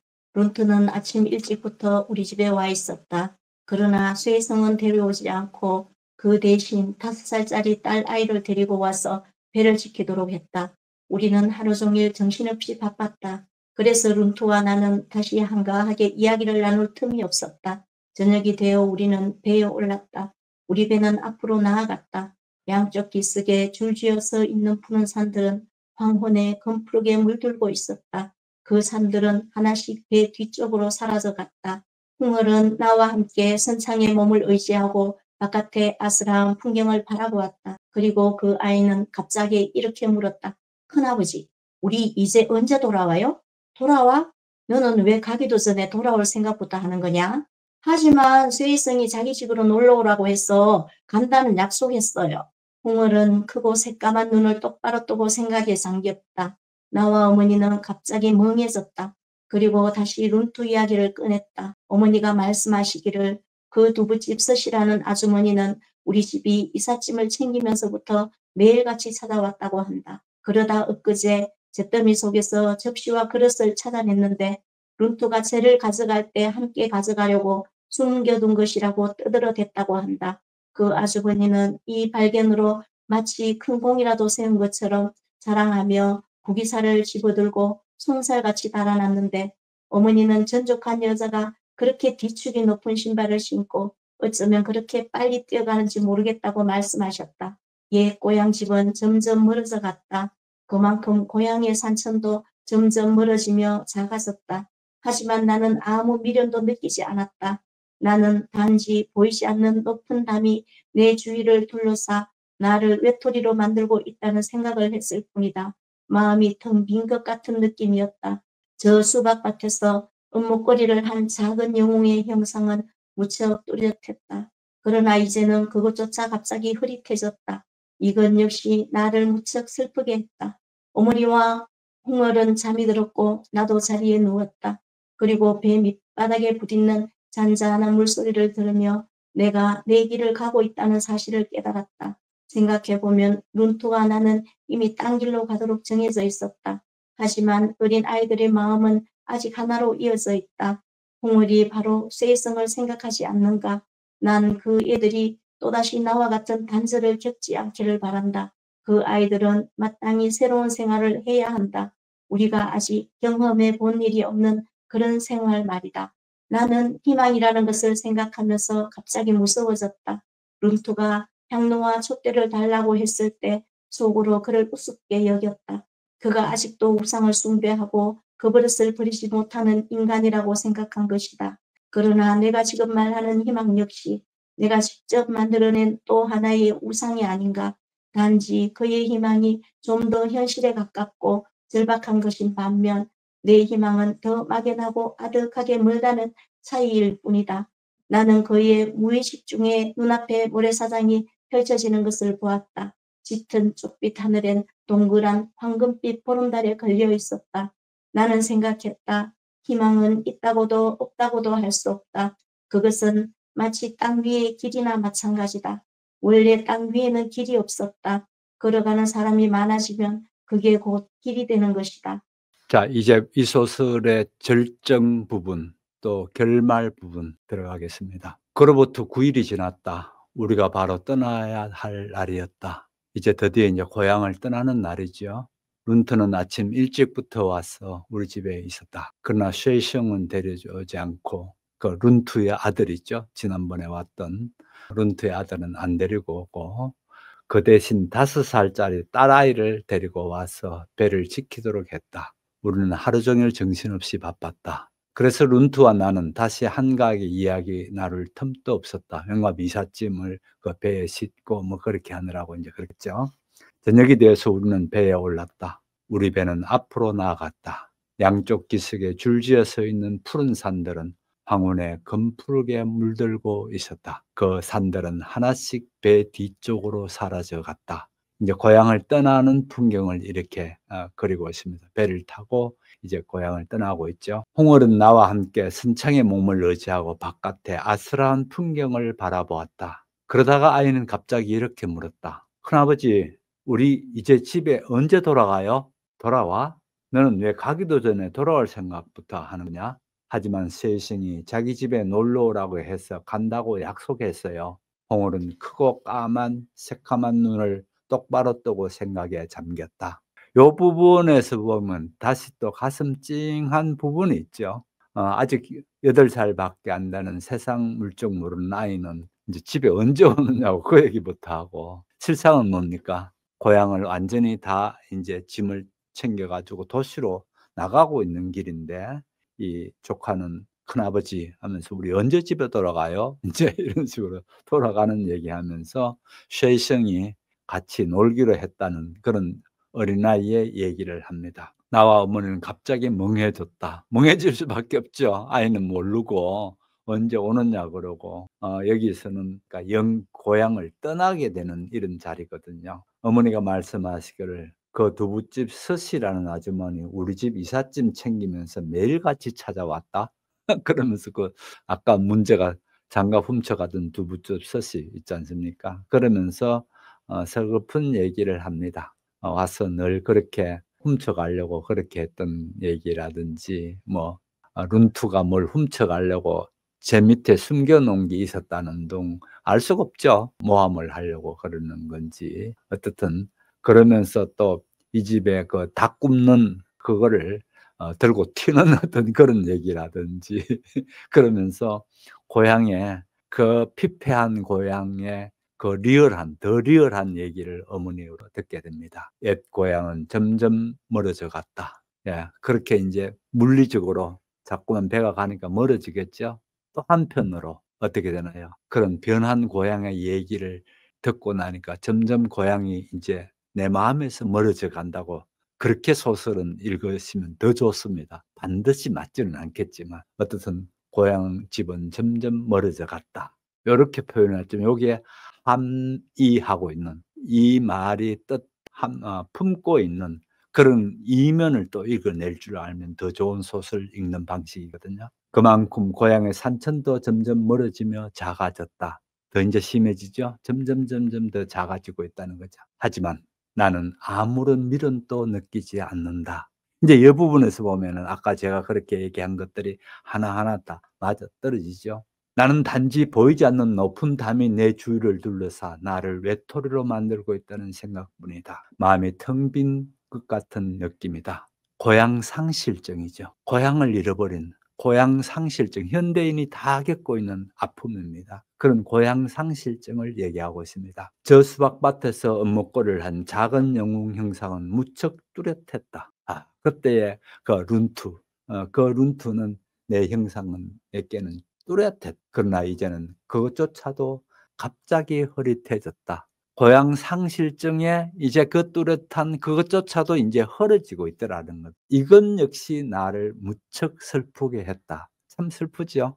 어머니와 홍어는 잠이 들고 나도 자리에 누웠다. 그리고 배 밑바닥에 부딪히는 잔잔한 물소리를 들으며 내가 내 길을 가고 있다는 사실을 깨달았다. 이제 이 부분에 보세요. 나는 나의 길을 가고 있다. 이런 생각이 아까 절망적인 생각, 이제는 나는 나의 길을 간다든지 이런 생각, 그러면서 잠을 못 자고 있고 어머니와 홍어는 이미 배에 누워서 잠들고 있고 이제 그런 생각해 보면 룬투와 나는 이미 딴 길로 가도록 정해져 있었다. 그렇죠? 어쩔 수 없지 않습니까? 생각해 보면 룬투와 나는 이미 딴 길로 가도록 정해져 있었다. 하지만 이 부분 보세요. 하지만 아이들의 마음은 아직 하나로 이어져 있다. 왜 그렇나요?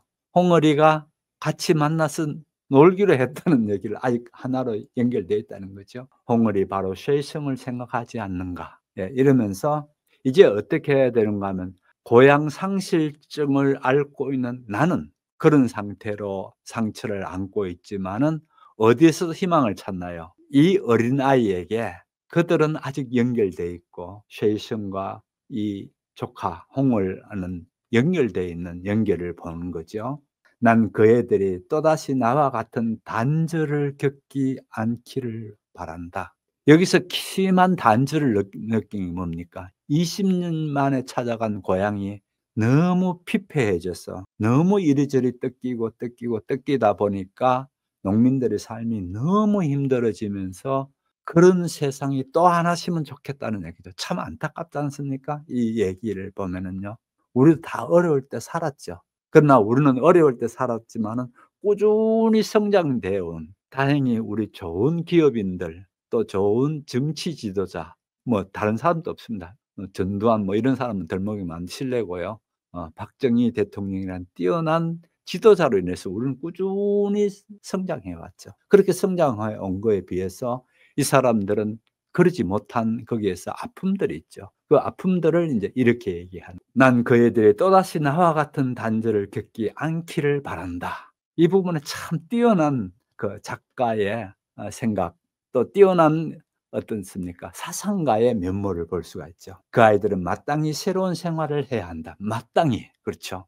마땅히 그 애들은 새로운 생활을 하고 우리처럼 구겨진 그런 삶을 살게 되면 안 된다는 겁니다. 왜 그런가 하면 1920년대에 중국이라는 나라는 엄청 한마디로 욕설 속된 말 하면 쪽팔리기 짝이 없는 나라였거든요. 영화하면은 영국과의 아편 전쟁에서 지면서부터 시작해서 그야말로 말이 나라 지경은 두들겨 패면 패는 대로 맞고 또 그다음에 누가 또 달라들었냐. 일본이라는 쬐끄만 섬나라에 택도 아닌 애들이 와가지고 중국을 마구 짓밟아 버리죠. 이런 일들을 겪으면서 이제 얘기가 이런 희망을 갖는 게 아이들께는 이런 희망을 갖게 되는 거죠. 그다음 보십시오. 아이들은 마땅히 새로운 생활을 해야 한다. 우리가 아직 경험해 본 일이 없는 그런 생활 말이다. 야, 참 멋지죠? 꿈꾸는 거 한번 보십시오. 우리가 아직 경험해 보지 못했지만 이 아이들은 우리처럼 돼서는 안 된다는 거죠. 걔들은 새로운 희망이 있어야 되고 걔들께는 새로운 세상이 열려져야 한다는 거죠. 나는 희망이라는 것을 생각하면서 갑자기 무서워졌다. 이제 이 부분이 이 소설의 전체에서 핵심 부분에 들어오기 시작합니다. 그래서 이제 결말 부분에 이르게 됩니다. 룬트가 향로와 촛대를 달라고 했을 때 속으로 그를 우습게 여겼다. 뭡니까? 향로와 촛대, 전통을 이어가려는 한 부분에 이사 갈 때에 향로와 촛대, 벌써 시대가 변했는데 룬투는 그걸 그대로 가져가서 전통을 이어가려고 하는 거죠. 그다음 보세요. 그가 아직도 우상 숭배를 하고 그 버릇을 버리지 못하는 인간이라고 생각한 것이다. 그러나 내가 지금 말하는 희망 역시 내가 직접 만들어낸 또 하나의 우상이 아니던가? 이 부분에 또 한편으로 가슴 찌릿하죠. 룬트가 우상을 섬기고 있듯이 이 희망조차도 그같이 실체 없는 우상이 되면 어떡하나라는 부분이 여기에 숨어져 있죠. 단지 그 희망이 좀 더 현실에 가깝고 절박한 것인 반면 내 희망은 더 막연하고 더 멀리 있다는 차이뿐이다. 이런거 하면은 우상을 섬기면서 바로 하는 희망이 바로 눈앞에 있는 듯이 하면서 우상을 섬기죠.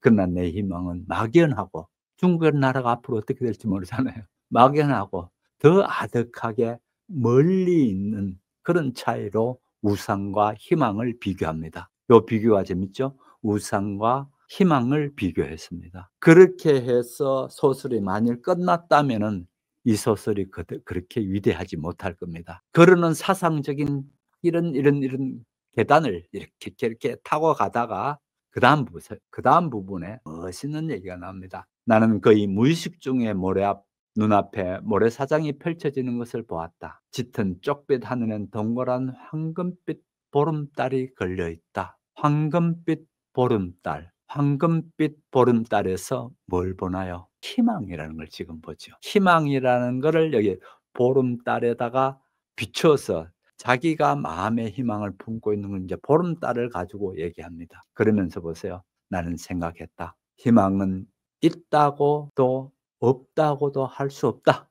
무슨 얘기입니까? 뭔 얘기야? 다시 한번 볼게요.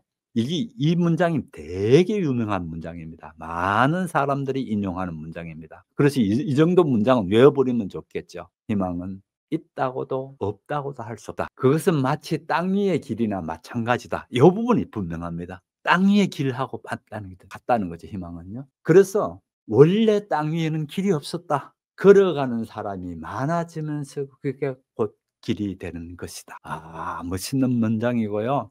이 문장이 명문장 중에 명문장이면서 많은 사람들이 이 문장을 인용합니다. 어떤 사람이 자기 그 사무실의 벽에 붙여 놓는 걸 제가 뭔가 하면은 희망은 있다고도 없다고도 할 수 없. 그것은 마치 땅 위의 길이나 마찬가지다. 우리는 땅 위의 길을 갈 뿐이다. 야, 이렇게 딱 자기 사무실에 적어 놨는데 그거 보고 제가 이 사람 뭔가 좀 있는 것 같은 그런 생각이 들었어요. 우연히 TV인가 무슨 인터뷰를 하는데 그 뒷면에 이렇게 적힌 걸 보였거든요. 바로 요런 부분입니다. 이 문장은 굉장히 유명한 문장이니까요. 여러분 한번 외우도록 해보세요. 중얼중얼 외우면서 이 외워놓은 게 어느 날 내게 힘이 됩니다. 예. 외우는 문장이 어느 날 힘이 된다고요. 그래서 좀 오늘 이 부분의 이해를 좀 하셨으면은 여러분이 이 정도는 하나 외워놓으면 좋습니다. 자, 정리하면서 볼게요. 사실은 고향이라는 거는 따뜻하고 새로운 힘을 얻어가는 자리가 고향이지 않습니까? 세상에서 상처받고 세상에서 여러 가지 어수선한 생각들 이런 것들을 고향에 가서 그래 다시 한번 살아보자 했는데 여기는 반대지요. 20년 만에 찾아간 고향은 20년 전에 비해서 어마어마하게 피폐하게 됐죠. 아까 말씀 중국 정부라는 게 그렇게 외국에 당하다 보니까 농민들은 뭐 말할 수가 없겠죠. 그 농민들의 그 삶을 보면서 절망을 느끼게 됩니다. 상심하게 됩니다. 고향에서 힘을 얻는 게 아니고 시리에 빠지게 된다고요. 그런 시리를 어떻게 딛고 일어섰나요? 이 딛고 서는 자세를 한번 보십시오. 이 딛고 일어서는 거를 우리가 이 단계를 잘 배워야 됩니다. 그냥 대충 힘내 그런 식으로 하면 안 됩니다. 힘내가 아니고 여기 힘내 하고 끝냈나요? 아니잖아요. 생각이 다 차근차근 되어지면서 마지막에 원래 길이라는 건 없었어. 희망도 마찬가지야. 원래 없었을지도 몰라. 그러나 자꾸 사람이 다니다 보니까 길이 생기듯이 희망도 자꾸 뭘 하다 보니까 그게 희망이 되더라는 겁니다. 여기에서 우리가 많은 힘을 얻을 수가 있고요.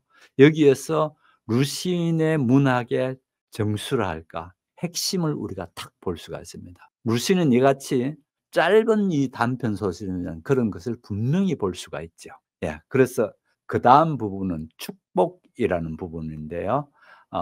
연거푸 축복을 읽어주시는 분들의 얘기를 연거푸 다 읽고 제가 마지막으로 정리하도록 하겠습니다. 그 읽은 소감을 한 1분 정도씩 이렇게 말씀하는 걸로 할 테니까요. 저는 이 소설 말미에 작가가 이렇게 말하는 것이 좀 뜬금이 없다고 생각을 했거든요. 나는 생각했다. 희망은 있다고도 없다고도 할 수 없다. 그것은 마치 땅 위의 길이다. 마찬가지다. 원래 땅 위에는 길이 없었다. 걸어가는 사람이 많아지면 그게 곧 길이 되는 것이다. 이렇게 말미에 서 있어서 이게 좀 뜬금없다고 생각을 했는데 작자의 생애를 보고 이해가 조금 됐거든요. 평생을 중국의 정신을 바꾸고 생각을 바꾸기 위해서 문학 전사의 길을 걸으면서 투쟁한 그 자신의 길이며 희망이 아닐까 생각되었습니다. 저는 고향을 버리고 지금 남편의 고향에 와 있으니까 이 고향과 이 사람이 얘기하는 고향이 어떤 의미가 있을까? 이 사람도 자기의 출세를 위해서 일단은 고향을 떠났다가 가정 전부가 도시로 이주해야 돼서 고향을 떠나는 그 마음으로 중국의 그 고향도 시대의 변화에 이렇게 변해서 사람들이 이주하고 그랬는데 우리 남편의 고향도 사실은 어릴 때만 살았고 학교를 다니는 것도 고향을 떠나서 다녔고 도시에서 직장 생활을 했고 돌아와서 고향에서 많이 살지는 못했지만 그래도 좀 편안한 노후를 보내려고 시골에 와서 안주했지만 4년밖에 정착하지 못했는데 고향의 의미는 뭘까? 내가 여기서 꼭 살아야 되나? 저도 이런 생각을 좀 했었거든요. 지금도 그런 갈등을 약간 하고 있고 고향이 주는 의미가 뭔가 아직도 생각하고 있습니다. 네, 저는 이 단편을 읽으면서 저도 고향 생각이 참 많이 났습니다.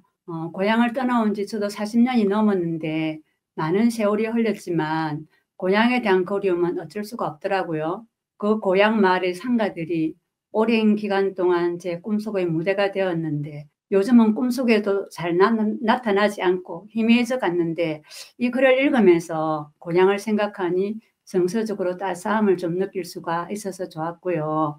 그리고 이 작품 속에서 느낄 수 있었던 점은 고향을 아주 떠나야 했던 그 주인공이 고향 집을 정리하면서 마지막으로 들른 고향에서 어린 시절 높은 담 속에 갇혀서 바깥 세상을 알지 못하던 주인공인 자신에게 바깥 세상의 신비로움을 알려줬던 룬트와의 만남은 오랜 세월이 흐른 지금은 공통점을 찾기보다 서로 다른 각자의 삶으로 인해 단절을 되어버린 현실을 보게 되더라고요.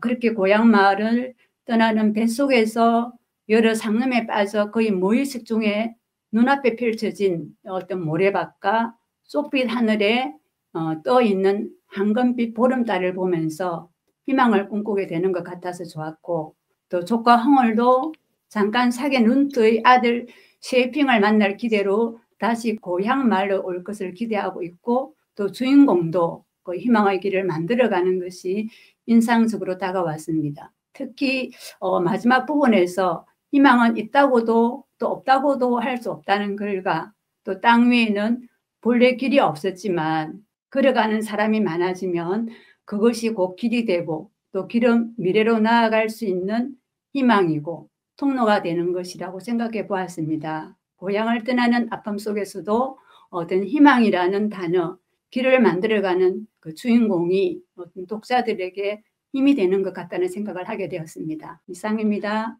음력 연말이 되어야 정말 새밑 기분이 났다. 마을은 두말할 것도 없고 하늘에도 새해의 기상이 나타났다.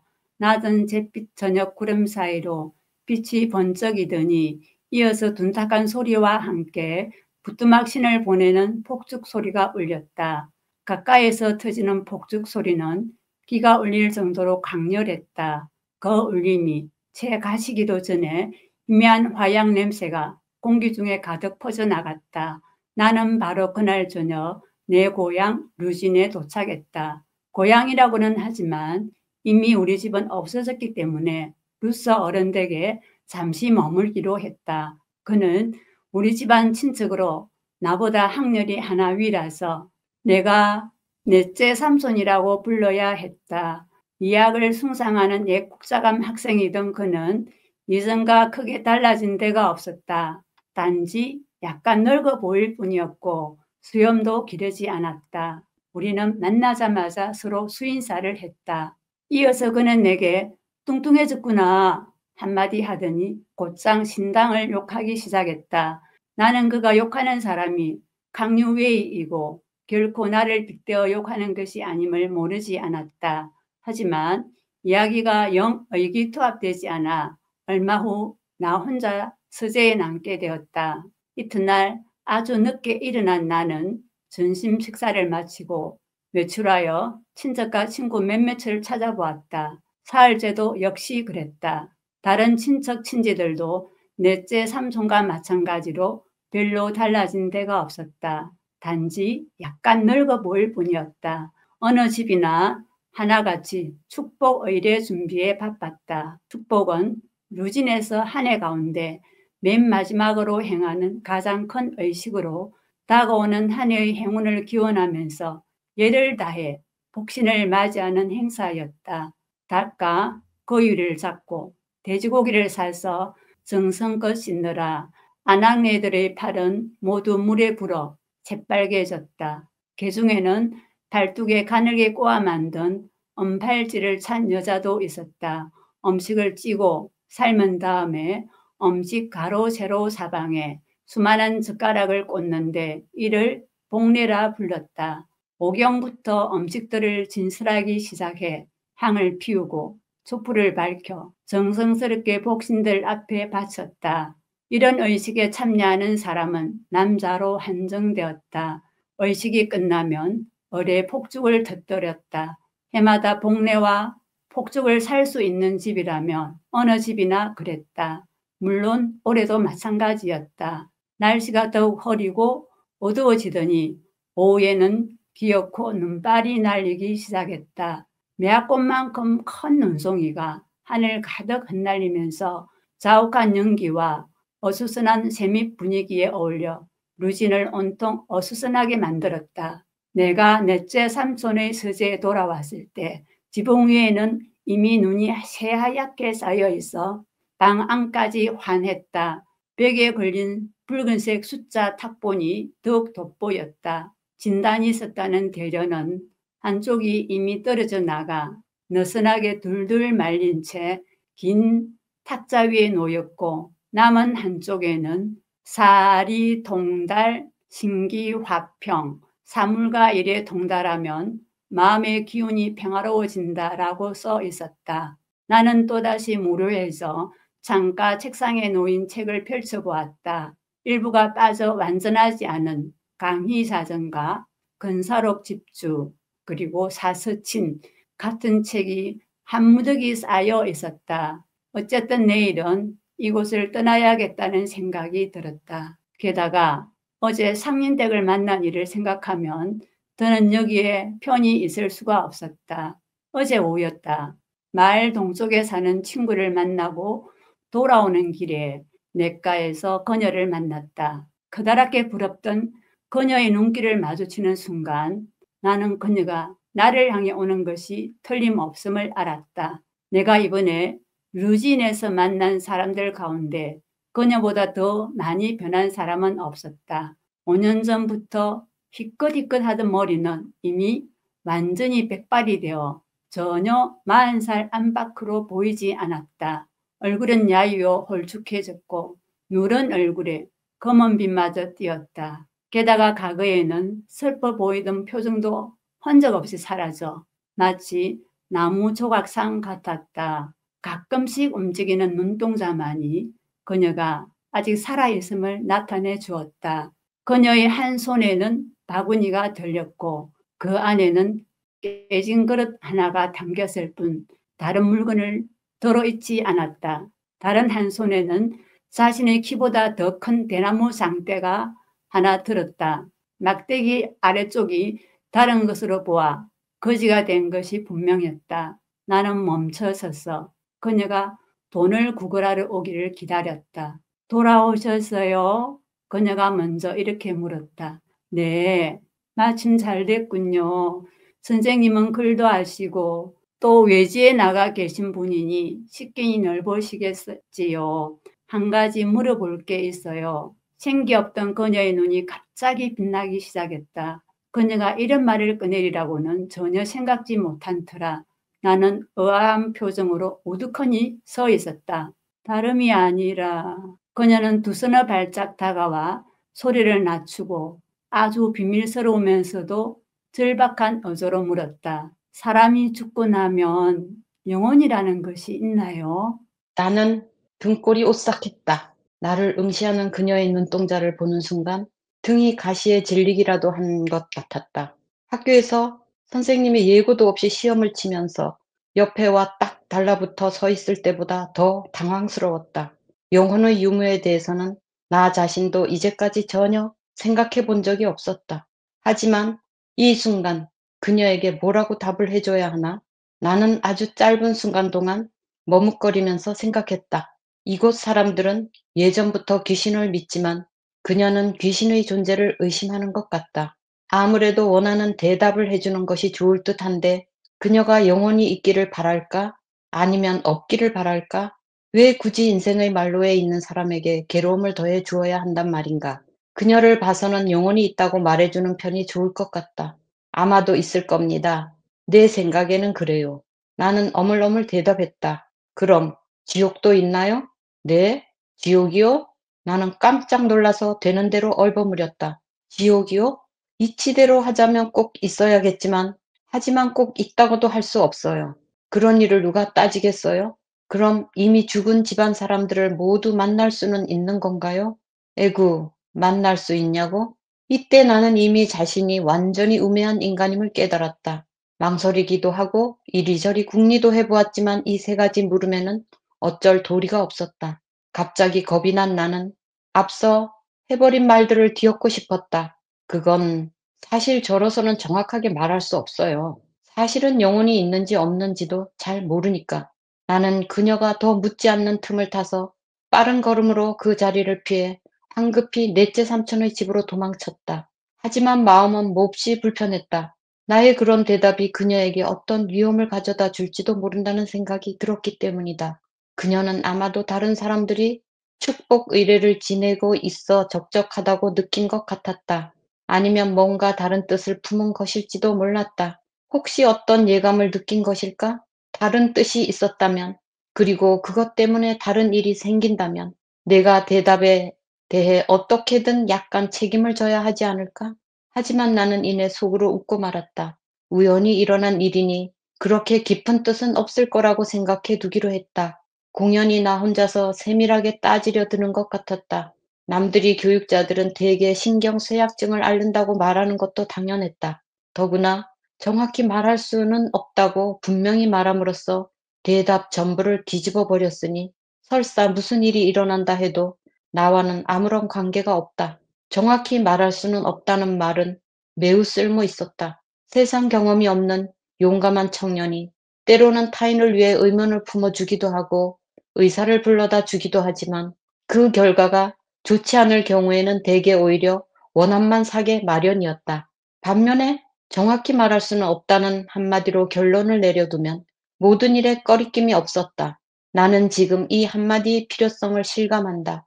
구걸하는 여인에게 한 말이긴 하지만 절대로 생략할 수 없다. 그래도 나는 불안감을 떨칠 수 없었다. 하룻밤이 지나는데도 여전히 시도 때도 없이 생각이 났다. 마치 무슨 불길한 징조를 품은 것만 같았다. 눈 내리는 우물한 날씨에 무료하게 서재에만 틀어박혀 있자니 불안한 마음은 더욱 심해졌다. 아무래도 떠나는 것이 좋겠어. 내일은 성내로 들어가야지. 양념을 넣지 않고 찐 푸싱루이 상어 지느러미 요리는 큰 접시 하나에 1원으로 값도 싸고 맛도 좋았지. 요즘은 값이 올랐을까? 옛날에 함께 놀던 친구들은 이미 뿔뿔이 흩어졌지만 나 혼자서라도 상어 지느러미 요리는 꼭 먹으러 가야겠어. 어쨌든 내일은 꼭 떠나도록 하자. 공교롭게도 원하지 않던 일이 일어나는 경우를 자주 보아왔기 때문에 이번에도 그렇게 되지 않을까 하는 걱정이 들었다. 과연 뜻밖의 사태가 발생했다. 저녁 무렵 안방에서 사람들이 모여 이야기하는 소리가 들렸다. 뭔가를 의논하는 것 같았다. 그러나 잠시 후에 이야기 소리가 뚝 그치더니 넷째 삼촌이 걸어 나가면서 큰 소리로 말하는 것이 들렸다. 이르지도 않고 늦지도 않고 하필 꼭 이럴 때 이런 일이 일어나다니. 그러니 못된 종자일 수밖에. 나는 처음에는 의아한 생각이 들다가 곧이어 몹시 불안해졌다. 아무래도 그 말이 나와 관계가 있는 것 같았기 때문이었다. 밖을 내다보았지만 아무도 보이지 않았다. 마침 저녁 먹을 시간이 되어 이 집 머슴이 차를 끓이러 와서야 비로소 정확한 소식을 알아볼 수 있는 기회를 얻었다. 방금 전에 넷째 삼촌이 누구한테 화를 내신 거요? 내가 물었다. 샹린댁 말고 누구겠어요? 머슴이 아주 간단하게 대답했다. 샹린댁이라고요? 샹린댁이 어쨌는데요?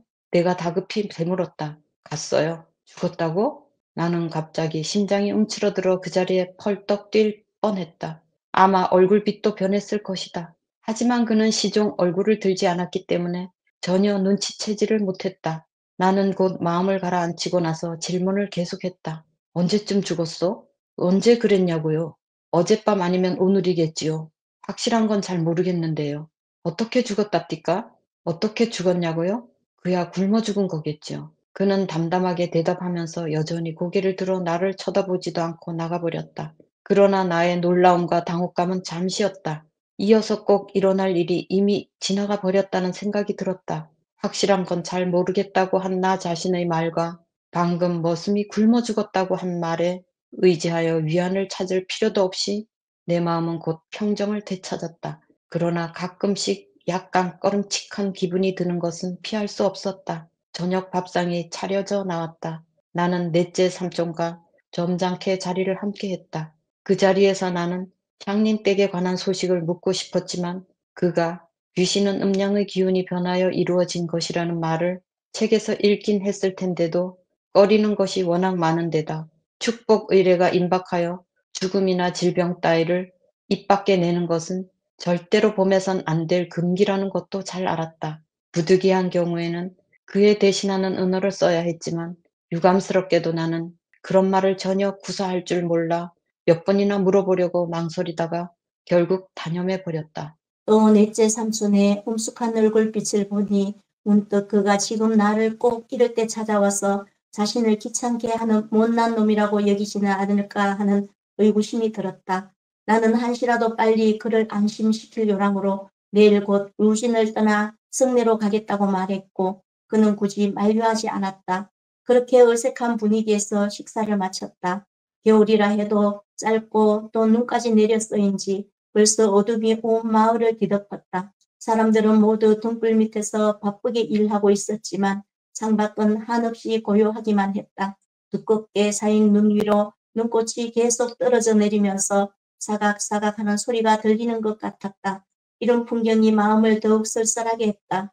나는 노란빛을 내는 아주까리 기름 등불 밑에 홀로 앉아 생각에 잠겼다. 아무 의지할 데가 없는 샹린댁은 사람들에게 쓰레기 더미에 내던져진 보기만 해도 실증나는 낡고 오래된 장난감 취급을 받아왔다. 전에는 그래도 그 쓰레기 더미 속에 몸뚱이의 형체를 드러내어서 즐겁게 세상을 사는 사람들에게 그녀가 무엇 때문에 그렇게 살아가려 하는지 의아한 느낌을 갖게 했을 것이다. 하지만 지금 무상이란 것에 의해 흔적도 없이 깨끗이 청소되어 가버렸다. 영혼이 있는지 없는지 나는 모른다. 그러나 현세에서 재미없게 살던 사람이 죽어 사라짐으로써 그를 보기 싫어하는 사람들에게 보이지 않게 되는 것만으로도 남을 위해서나 자신을 위해서나 나쁠 것이 없었다. 조용히 창밖으로 사각사각 눈꽃이 내리는 소리를 들으며 이런저런 생각에 잠겼다. 마음이 점점 편안해졌다. 그러나 이전의 보고들은 그녀의 반평생에 걸친 행적의 별진들이 지금에 왔어야 한 조각 한 조각 이어졌다. 그녀는 루진 사람이 아니었다. 어느 해 초겨울에 넷째 삼촌 집에서 식모를 바꾸려고 할 때 중개인인 웨이노파가 그녀를 데려왔다. 흰 끈으로 머리를 동여매고 검은 치마와 남색 겹옷 상의를 입고 그 위에 연한 노란색 조끼를 입고 있었다. 나이는 27쯤 되어 보였고 양볼이 약간 발그레 할 얼굴빛은 전체적으로 누런 편이었다. 웨이노파는 그녀를 샹린댁이라고 불렀다.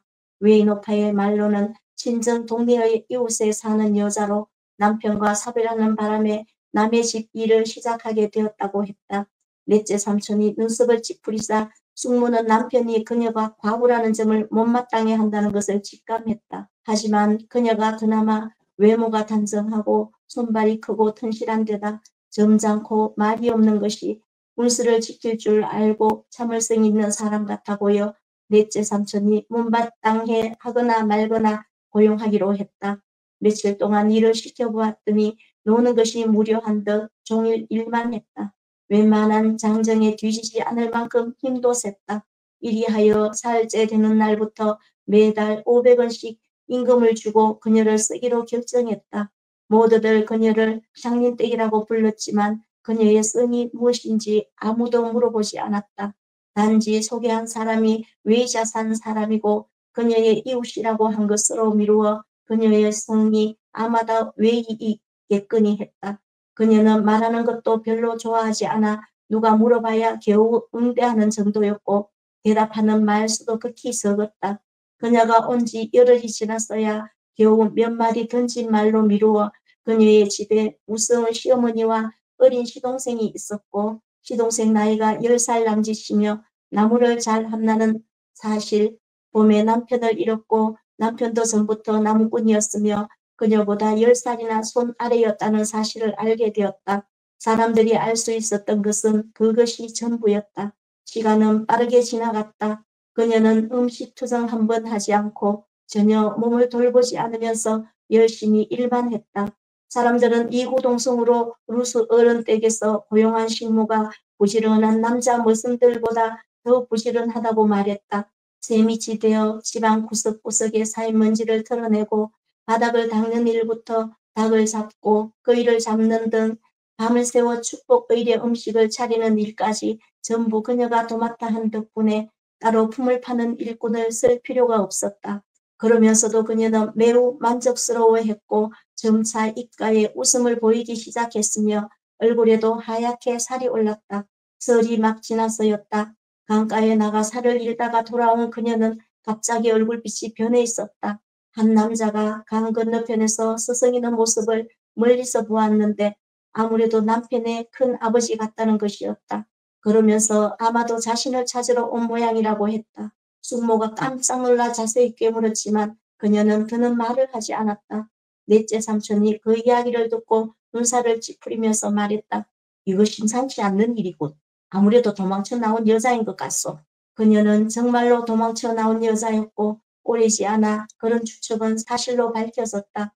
그 뒤로 열흘쯤 지나 모두들 이전 일을 거의 잊었을 무렵 갑자기 외인 오빠가 30 남짓 되어 보이는 여자를 하나 데리고 왔다. 장님댁의 시어머니라고 했다. 외모는 산골 사람 모습이었지만 응대하는 품이 매우 점잖고 말도 잘했다. 수인사가 끝나자 그녀는 곧 사죄를 하면서 자신의 며느리를 데려가려고 찾아왔다고 했다. 봄이 되어 자기 집에도 할 일이 몹시 많은데 집에는 늙은이와 어린 아이들 뿐이라 일손이 모자란다는 것이다. 시어머니가 데려가겠다는데 무슨 말을 더 하겠나? 넷째 삼촌이 말했다. 그래서 임금을 정산했더니 다 합쳐 1,750원이었다. 장님댁이 한 푼도 손대지 않고 고스란히 주인집에 맡겨놓았던 돈을 전부 시어머니에게 건넸다. 그러자 옷을 챙겨들고 감사히 인사를 하고서 돌아갔다. 때는 이미 한낮이었다. 아참, 살은 장님댁이 살을 잃러 갔던 것 아니었어? 한참이 지나서야 숙모는 놀란 듯 소리쳤다. 아마도 시장에서 전심 생각이 난 모양이었다. 이리하여 모두 여기저기 흩어져서 조리를 찾기 시작했다. 숙모는 먼저 부엌으로 갔다가 다시 안채를 거쳐 침실까지 들어가 보았지만 조리는 그림자도 보이지 않았다. 넷째 삼촌도 문 밖으로 나가 찾아보았지만 역시 보이지 않자 강가에까지 나가보았다. 조리는 반듯하게 강가 언덕에 놓여 있었고 그 옆에는 채소도 한 폭이 있었다. 네, 두 번째 소설은 축복이라는 소설인데 이 소설은 주제는 한마디로 간단합니다. 제가 한꺼번에 간단하게 시간이 없어서 짧게 말씀드리고 마치도록 하겠습니다. 이 소설은 전통이라는 중국의 전통성이 한 여인을 어떻게 마구 짓밟아 버리고 여인을 희생제물로 삼고 아무도 그 여인에 대해서 연민의 정은 고사하고 관심도 두지 않는 그런 사회를 보게 됩니다. 읽었던 부분만 보시더라도 이 주인공 쌍년댁은 얼마나 어려운 상황에 처해져 있는가. 마침내 그 집에서 도망 나와서 너무 집 식모살이처럼 하면서 그렇게 돈 벌고 그렇게 있던 동안에 잡혀 들어갑니다. 마지막 잡혀 들어가는 장면이거든요. 배에 끌려서 잡혀 들어가고 그 시어머니가 와서 돈 받아가고 그러면서 이쪽 집하고는 끝나는 줄 알았습니다. 이렇게 잡혀간 여인은 이미 그 매정한 시어머니는 이 여자를 아주 산골에 깊은 데서 전혀 그 산골에 누가 와서 결혼하려고 하지 않는 늙은이에게 비싼 돈을 받고 팔아버립니다.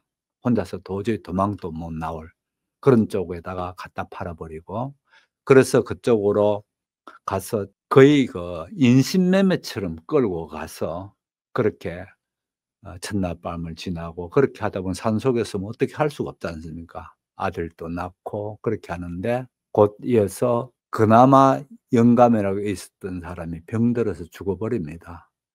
장질부사, 그냥 장티푸스죠. 장티푸스 걸려서 죽어버립니다. 그러고 이제 아들 하나 낳은 그 아들하고 둘이서 산속에서 살고 있는데 어느 봄날에 갑자기 아이가 콩 까고 있는데 늑대가 와서 그 아이를 물고 가버립니다. 그래서 다 뒤져봤는데 아이 신발 찾고 그 다음에 찾았는 게 아이 그 시신만, 이미 창자는 다 빼먹어 버리고 시신만 있는 아이를 찾게 되면서 이 여인은 다시 그 자리에서 살 수 없어서 세상으로 나옵니다. 세상으로 나와서 또 갈 데도 없잖아요. 그렇게 해서 이 집에 다시 오게 됩니다. 자, 이 집에 다시 인제 식모로 들어왔는데 문제는 집의 어른들이 이 사람이 남편이 그렇게 죽고 또 죽고 이렇게 되어지면서 부정탄다고 해서 집에서 거의 일을 못 시키게 하는 거예요, 어른들이. 특히 제사 지낼 때 근처 얼쩡도 못하게 하고, 또 겨우 하는 거는 부엌에서 불 떼는 것 외에는 그릇 하나 손 못 대게 하는 거예요. 그렇게 되면서 어떻든 이 집에서 있기는 있는데 거의 뭐 이 집에서 저걸 되죠.